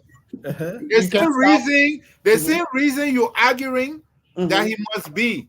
Then why should you stop him from being president? But Mr. Mawado, this is why other countries, they have rules, right? We just read the rule. It's strict, right? So in the US, for instance, they have this residency clause. They have this birth clause that before you become president, you should at least be born in a country, right? So we can put all those things in our. How strong is your Right. law that even now, Lebanese people, Chinese people selling cold water on the street when they should only be doing wholesale according to the law? But You then understand? that is an enforcement issue That's an enforcement. And why are they not? because we are failing ourselves. For the same reason. That's the failing reason ourselves. why our people are not protected. That's why we're against it. Because our people are not protected. No, I don't think it's Okay, gentlemen, just about- let's hear Kojo and then we'll move to another question. Stay on this same topic. Okay, all right. So I don't think it's just about not protected. This has to do with, you see, the government have to, the way they give contract or things to our people don't empower them. If you empower your people, no matter how the foreigner is coming, and you empower your people, I think there's no way that person can overtake your people. Yeah. But they don't empower them. So you are not strong. You cannot build your anything. But somebody when you who has say resources empower, elsewhere comes in. he What will is be more powerful empower? than When you. you say empower them, what do you mean? Resources. If you have resources, Okay. resource your own people. Make a quote. I mean, the percentage of giving people contract or whatever you want to support them, let your own people, the percentage to be less as compared to a foreigner. So you can see that kind of increase. But where you don't give that, differences, of course, the foreigner comes with resources and things always have to go higher than your own. That's a our valid point. That's our argument right there. Mm-hmm. Okay, those laws are on the book. We got a law that says liberalization policy. Okay. All right, and the government can't even implement that. You know why? They get bribed. This is something. So what are we? No, listen.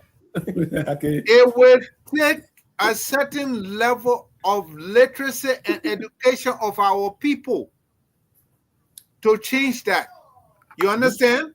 Yeah. Our people are not at that level. Let us build our country first. Then we will invite other people. Until then, why you want to you also believe that invite people to competition? build your You also country? believe that competition can make you a challenge? Okay, gentlemen. Competition with who? Competition with other people. Let other You can't Africans do come. competition. Yes. We Competition welcome anybody of the Negro Because race. investment has to do with competition. You see, You know, we welcome people like us. Okay. All right. The Yeah. other people, let them give us chance. Let we were not allowed to be part of their society until a certain time. And Let do you see them target give when you want us to end time. that? Is there any target point where you want to end that? Yes. When When our literacy and No, educational yes. rate Give us a benchmark. okay, benchmark, right? when our educational and literacy rate reach at least 70%, yes. Whoa. And when? That is very And when are ambitious. the policies they put That's in place? up to us. That's our choice. That's our country. We decide when. Right. I agree with you. That is But that I'm is saying that ambitious. the But benchmark, yeah. that is an ambitious one, but I cannot get mad at you, Mr. Mauro. But let's look at a dual citizenship. Let's look at a dual citizenship debate. So how recent changes have expanded rights for natural born Liberians abroad, and whether remaining restrictions on dual citizens, especially those seeking high office. we talked about that a Okay. little bit. Now, it comes back to your argument why it's so scary to even allow different people. Now, my brother Kojo, right? Yeah. Yeah. The Liberian people, they Right. say once a Liberian, always a Liberian. They just started to enforce that other law. It used to be, they changed it. Then they brought it back again. But then you know what? Though you are a Liberian, 100%, you're not allowed to be president vice president, senator, representative, or minister, right? Thomas? Mhm. Yeah. All right. That's Liberians, though. Us, our own citizens, because they live abroad, they, Yeah, but they the got law, good the Ghana law too. says Ah, that you have to Ghana to the renounce. same. The law says you have to renounce your foreign Right. citizenship at least 1 year fine. prior to seeking Ghana to the office. same. And, 6 and months that to that. and that makes sense because we look at conflict of interest, you know. I think it makes sense to me. And the law specifically points to important positions like finance minister, president, and I think defense. It's not just a blanket, you know. What's the reason for that? What's the Because reason of for that, conflict of Thomas? interest, national security interest, you know, your area, National what? security.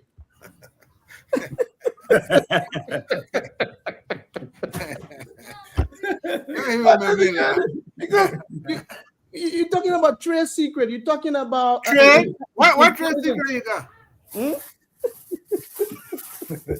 Look, we haven't reached there. We are afraid of our own citizens that they will dominate. And then we want to invite other people who not even us. It makes any sense? It's simply because of conflict of interest. Because if you have pledged allegiance to another nation, what if you are hired by the CIA?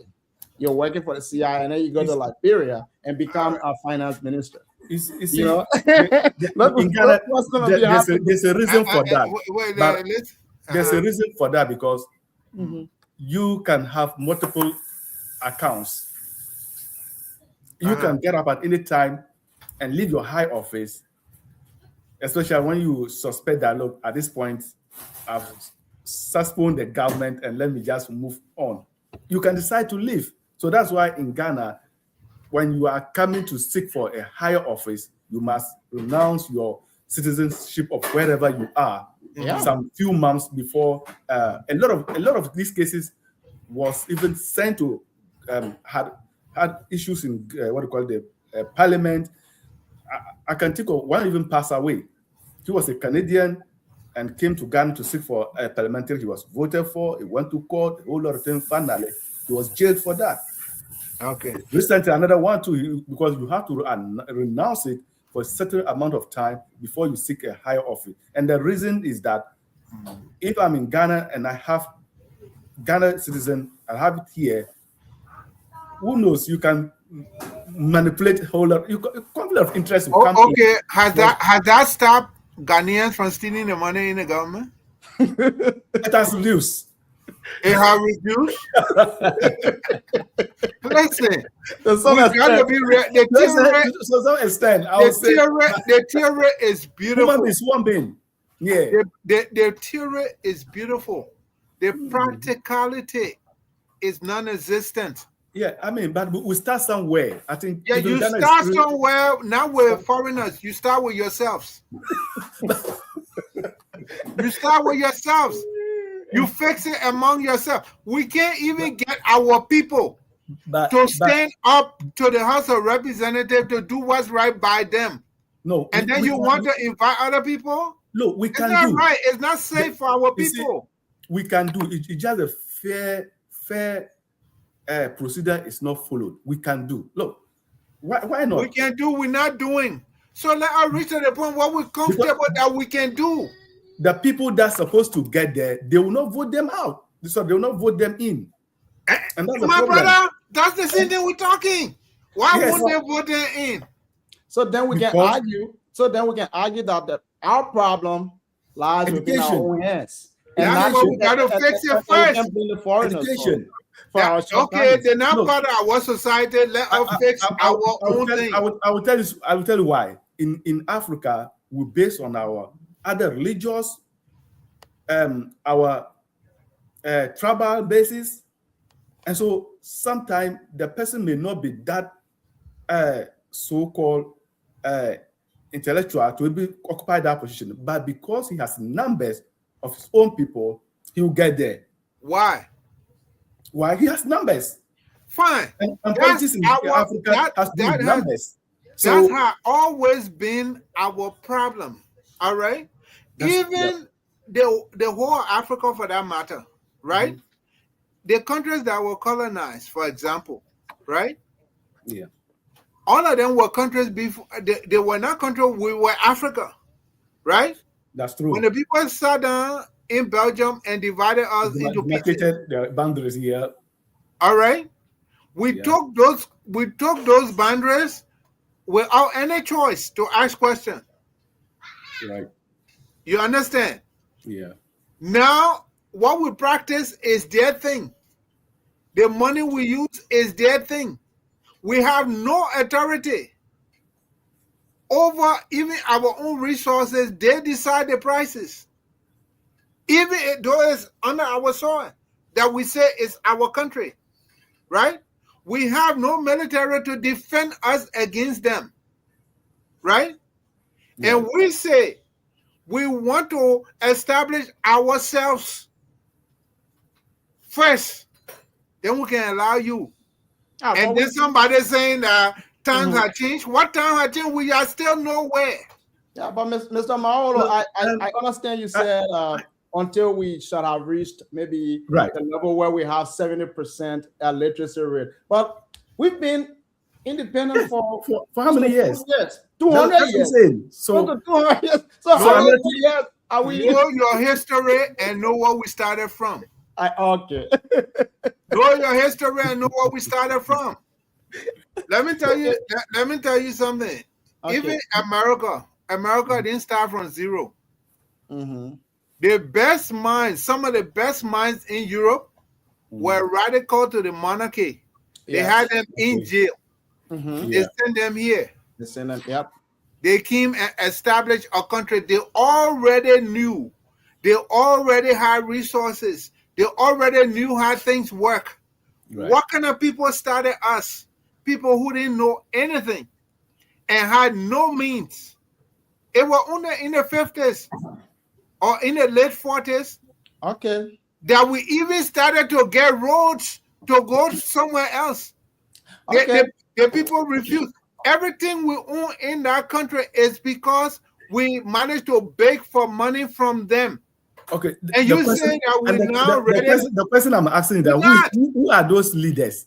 Are Okay. they foreigners or they are They're from citizens of? amongst us. Yeah, but he's You just arguing that they said were not. what is. He's You arguing just that they said were what ill is, prepared. Kojo. Yeah, Huh? Okay. Mhm. Mr. Maul is arguing that they were ill prepared. But my Okay. argument is that we've had 200 years to prepare, but Yes, we're not prepared. So maybe we give maybe. ourselves another 300 more Well, years, then we'll be prepared. But that's Yeah, the gentlemen, point what's I'm wrong let's with move saying. to that? another That's important. still our country. What's wrong Right, with that? I agree. Let's Okay, move to let's another segment. right. Let's move to But another segment. So I let's go also to think land yeah. disputes, and eminent domain. Our unresolved land conflicts a ticking time bomb, and should the government move more aggressively, more aggressively use eminent domain to settle disputes and spur development, Mr. Mao? Well, Kojo, you said something Mhm. lately that I wanted to address. You Okay. said you said that we could, what you said? You said something about us why we're not doing it, right? The Yeah. land issue, the way we vote, the kind of people. Yeah, we said we're not giving the right people the chance to get there, right? Right. Fine. You know where it come from? No, please. Low literacy rate. No, that's true. You That is understand? true. All right. If we knew what it requires to be our president, if we understood that at least, we would start voting for the kind of people that we need there, right? These people will start to insist that things must go right. And then when we all get used to things the way they're supposed to be and lift our people out of poverty, Right. that they can make rational decisions, not because they're hungry, but because they find some reason to, then Right. yes, okay, it's something like this land issue, right? This thing, the world, when you say the world has changed, that's some Mhm. of the places we should take advantage of the changes in the world. That's right. If the government And that's my proposal. I think you saw it on my write out today on Facebook. Mm-hmm. If the government really want to stop the issue of this land problem, invest 20-30 million and have the whole land issue in Liberia digitized. Yes, I That welcome way, that. because the whole problem about the land, it comes from the government. Because if somebody probated a deed in 1950 and they never sold that land, but two other persons brought a deed in 1970 and you gave them probation of that deed. Another one brought it in 2006 and you probated that deed. The government is responsible for the problem. Yeah. Because if those things are digitized, when I come and say I want to buy this land, pop two counts in the computer and they will say, well, Okay. this land This person belongs belongs to to you. Thomas Sacco. That's true. Did he sell it to you? Yes. By our record, this land has never been sold by Thomas Sacco. It still belongs to him. Now, if Thomas Sacco haven't paid taxes on that land and the government has seized that property, the government will say, this land doesn't belong to this person who's selling to you, it's for the government.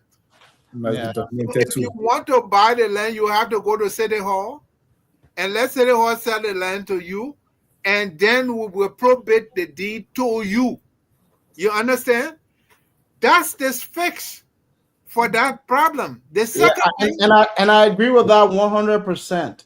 Yeah. Yes. the second thing is that there should be a corruption and land court, where if there is a problem with the land, they go there and it can be fast tracked. It will be the court's business to check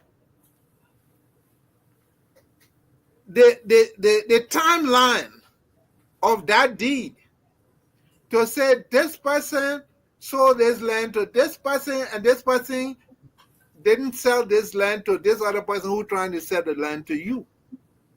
And whoever the court gave that to is what's going to be the law. The problem we have in Liberia now, my brother, is that even the courts, they're so corrupt of the same bribing issue. Yeah, that's true. Yeah. Somebody can go and bribe the judges. Yeah, litigations are And- all over in Ghana too. Yep. That's the problem. So if they digitize all of these things, there is no way the Easy to- judge can come and say, because I can stay here and look at it That's and be true. able to see that that land is for this person. You understand? So if we want to solve the problem, it comes back to us being responsible enough, patriotic enough to our country, and most importantly, electing the capable people and patriotic people to defend our country and our people, so that they do the right thing by our people. So, who sell these lands? Is it owned by the Individuals. individuals or the Individuals chiefs or selling land individuals? Okay. that's not theirs. Individual just taking government land and selling it. Individual and all kind of things. And then they don't only sell it to me, they sell it to you too. And Maybe those are the even the same highest. person. And this is done not only the highest. Yeah. Those on top who's supposed to be preventing it, they are rather selling among each other. Exactly. Some of them take government land and sell it, and they know it's not for them, but because they're in authority today, they sell it. And by the time that case come up, they're gone. They're gone. And then there's nobody to be held. Now, if that's the case, if some government official went and sold a government land that was digitized, the government can't do a damn thing to that person who bought that land. They will go and arrest that person who sold that land and make them pay. You're right. You understand? So that's the solution. That's true. Yes, Yeah. and I agree. And the reason why we having the issue of reselling, like one individual will sell the land to John, and 10 years later, when he sees that John hasn't developed the land, sell it to Paul. 10 years on, and go to the same archive and get document from the same government house. it's because we don't have, like you said, this Yeah. digital record. It's on them. Mhm. If we have the That's true. digital Digital. system where you have geolocation Yeah. mapping, where when the You- surveyor goes to survey the land, they they do a digital mapping of the land, with help of the satellite, the digital technology. Then, and we could even be doing barcode. You know what I'm saying? Right. Like if the person goes to the archive and say, "Oh, Yep. I want this land. What's the location?" You call it location. The man goes into the record system, and you put the address in, Mhm. and or even just scan the barcode from the deed that you gave. He will notice. He will see where exactly that place is located, and when he put it in the database, he finds out that land has been, That they taken of another person. it's easy, but we don't have any such thing. People go over there. The guys, you drive them to the archive, and They- they will they- just go And, there. and then knowing that you want to invite people who got money to come in that same country. Please. I agree with you. It's such a You know, shame. It's sad. And this is the point I'm saying. I just don't. I can't just understand why up to date our leaders who occupy these positions, they don't, and they know elsewhere. They go elsewhere. They have properties elsewhere. They see how it is. The system. This is the system. Why can't they fix it? Yeah. in this Sometimes country, it's so sad. Yeah. in this country, for example, when you see the people developing an area, what is the first thing they build? They build the roads. The road goes They there. cut the place out. Yes, They they build maintain the the whole road. place. They put The water. the facilities, whether it's Yes, sewage, the water, everything goes there. electrical, everything they lay out before they even start That's Building true. structures. Yeah. building structures, right? Yeah. And every one of those structures have to be taken to the public work approved. To exam. And then they Yeah. got people going to yeah. inspect Yes. as the building is going on. Because they come in a wall is crooked, they make you break the whole thing down and rebuild. You understand? System. Yeah. The system. All of that is putting competent, patriotic people in the right places. We're not doing that. We're still doing tribal thing. And that's what I said before. We are not ready for these systems that we say we're practicing. Because of what? High illiteracy rate, high unpatriotism. That's true. We don't That's- even teach our people to yes, love the- themselves. The writing to devote themselves. You Okay, understand? gentlemen. For example, in Liberia, they're not even teaching civics anymore. So people don't even know their rights. You see? Is that a country you want to invite other people in It's who sad. come from developed country? They They'll buy come- up the place. They'll come and buy half of the land. They will take advantage of your ignorance, right? Exactly. Yeah. That's Okay, why I'm gentlemen. saying no. I agree with you. Okay, gentlemen, thank you so much. You have been really, really passionate, and you really, bring it on. You brought it on today. You came to give it to us, and you help us unpack these issues. We really appreciate it. But before we go, gentlemen, what are your parting comments? Do you have any parting comments? Well, let's go to Kojo first. Okay. So my last brief is just our brothers and sisters in Liberia should take it calmly. I know it's painful. It touched me, it touched everybody, it touched Ghana government. But we shouldn't take law into our own hands. I think the law will deal with it. Then I want to talk about the issue of our people, our leadership. They should really think about our curriculum. The curriculum is not helping us. And it's the curriculum that is making what we are today. Because when you go elsewhere, look at the China, anytime I move with the China, I see how they think. And so it's like we still practice that old curriculum. They're not even for us. And so for us, we didn't design it. Because how do you design a curriculum that sits somewhere? Doesn't sit in Liberia, doesn't sit in Ghana. So how do you develop that place? How do I learn something that I cannot practice it in my own country? And we are dealing up to date. So I was telling one of my brothers, I said, look, if I have opportunity, there are certain courses I am just going to take them out. They may be calling me any name, but I can tell you that if you take them out and build people very well, look, why people keep on building secondary schools? People come out learning social studies and history. I mean, you can sit one day and people will teach you about Kwame Nkrumah. People will teach you the past leaders. Why do you continue to learn that as a subject? You see, why can't you learn technical work, handwork, things that can do you practical? And that is why China, Singapore, they all do, and they are elsewhere now. And so we have to come back and sit a drawing board and see what favors our own country, what are the resources we have, and let the children understand. It could not be us today, but in the near future, I can tell you it will help them. This is what I have for you today. Thank you so much. Yeah. Thank you, Kojo. That's Kojo from Philadelphia, behavioral support specialist or consultant. Thank you very much, my brother. It's a pleasure. It's a pleasure. Well, thank you, Thomas, and to Kojo, thank you for your participation in this discussion today. First thing, I will want to address our people about this nationality issue. It is wrong for us right now. It is dangerous for us. We are not ready. You got to, there's something that says know thyself.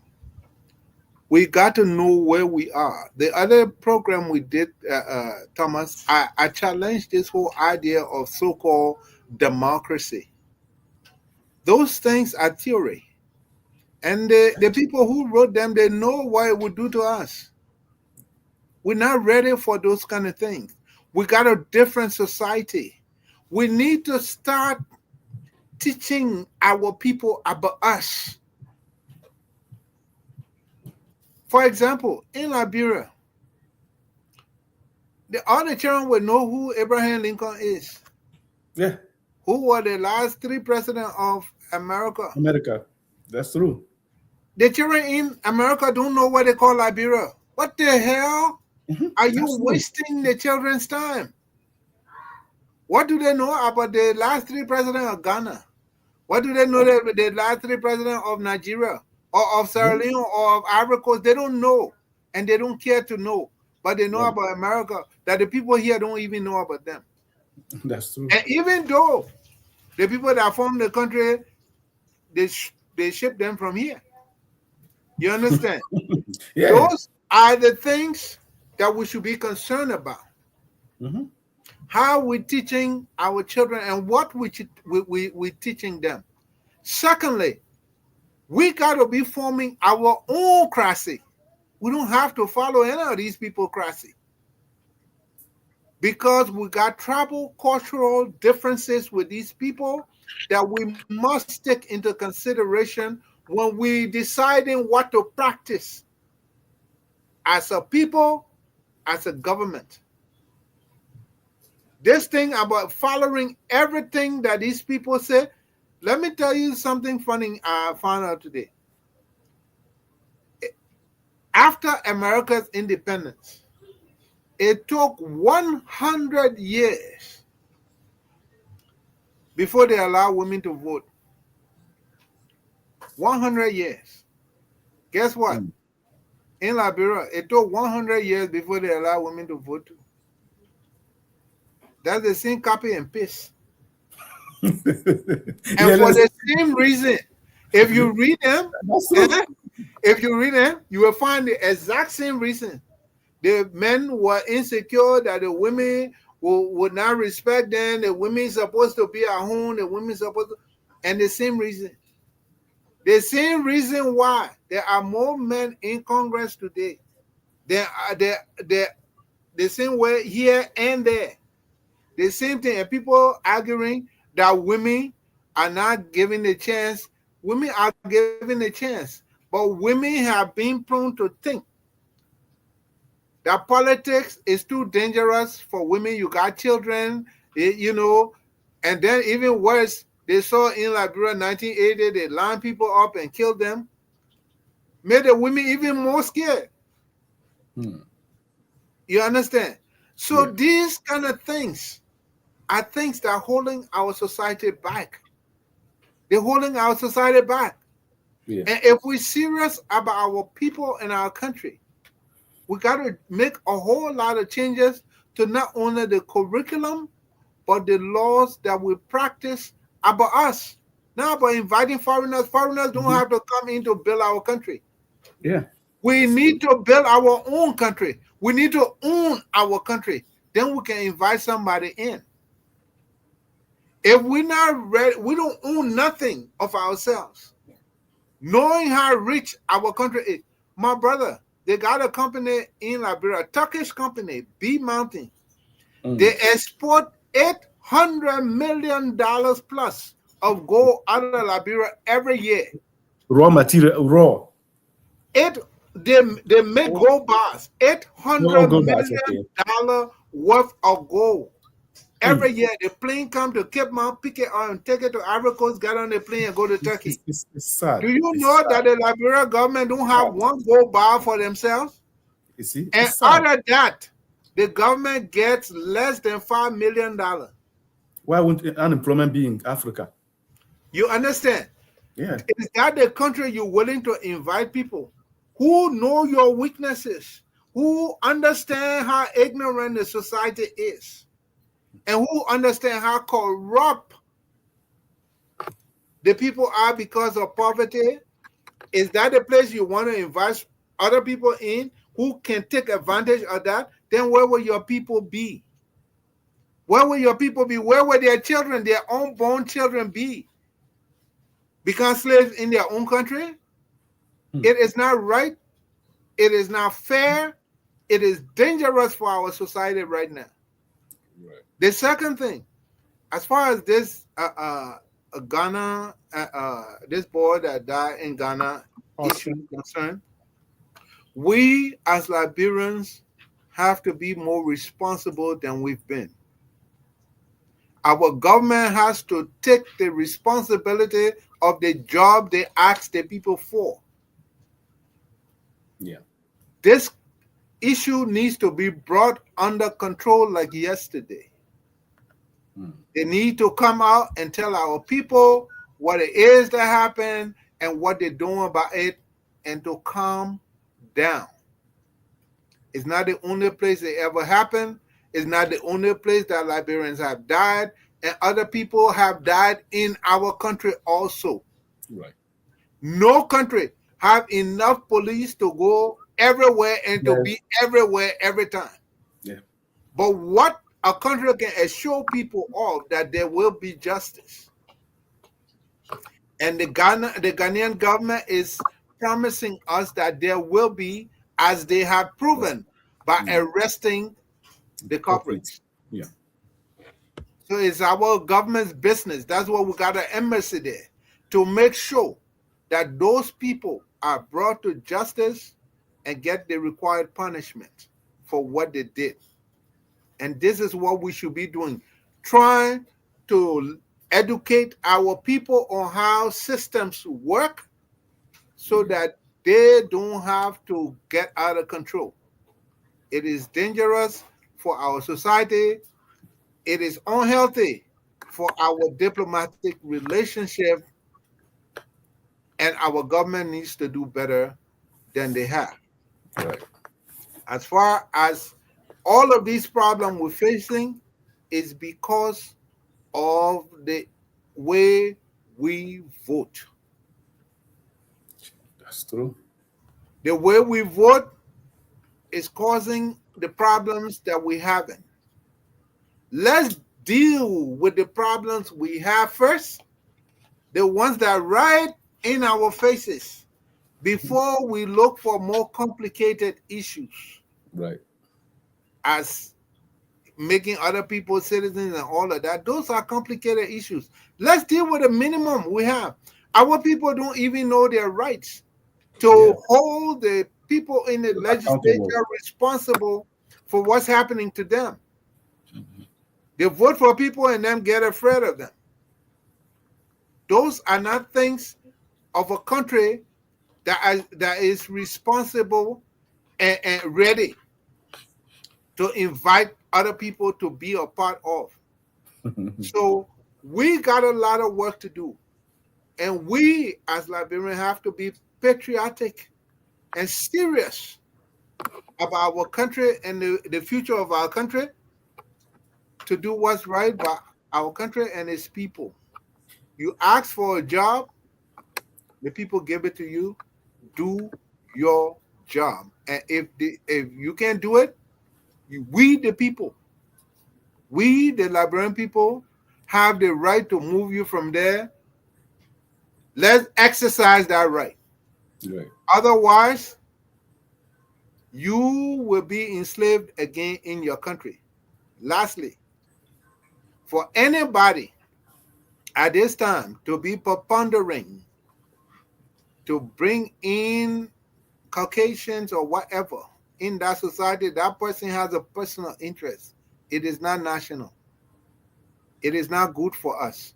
For Ellen Johnson Sirleaf, of all persons, who knows better, to come and say it, that's selfish, that's unpatriotic, and that's wicked, and is dangerous for Liberia.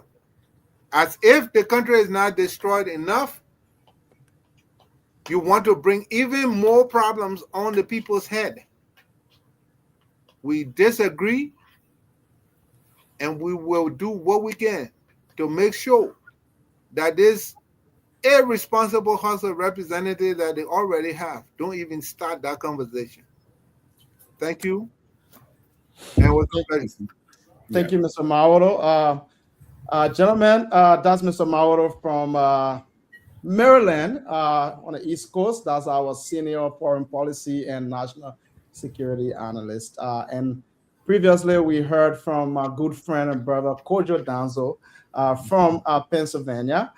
He's a behavioral support consultant. Gentlemen, thank you so much for your contribution today. We look forward to having you on again, in our subsequent episode. Thank you, Bob. Thank you. Yeah. All right. Thank you very much. Okay. Yeah. So before we wrap up today, let's take a moment to reflect on the bigger picture of what this show is all about. Imagine a Liberia where citizens are empowered with adequate information and resources to thoroughly evaluate their leaders, demand transparency, and hold public officials accountable for their actions. Also, imagine a society where young people eagerly utilize various creative communication tools to transform their anger and frustrations into constructive dialogue and inspiring works of art. That's the Liberia we envision. And to achieve this significant undertaking, we look forward to partnering with you, our followers and supporters, Liberians from all walks of life and in every corner of the globe. I will see you next time. Until we meet again, please take good care of yourselves and remember to be kind to everyone around you. I'll see you soon.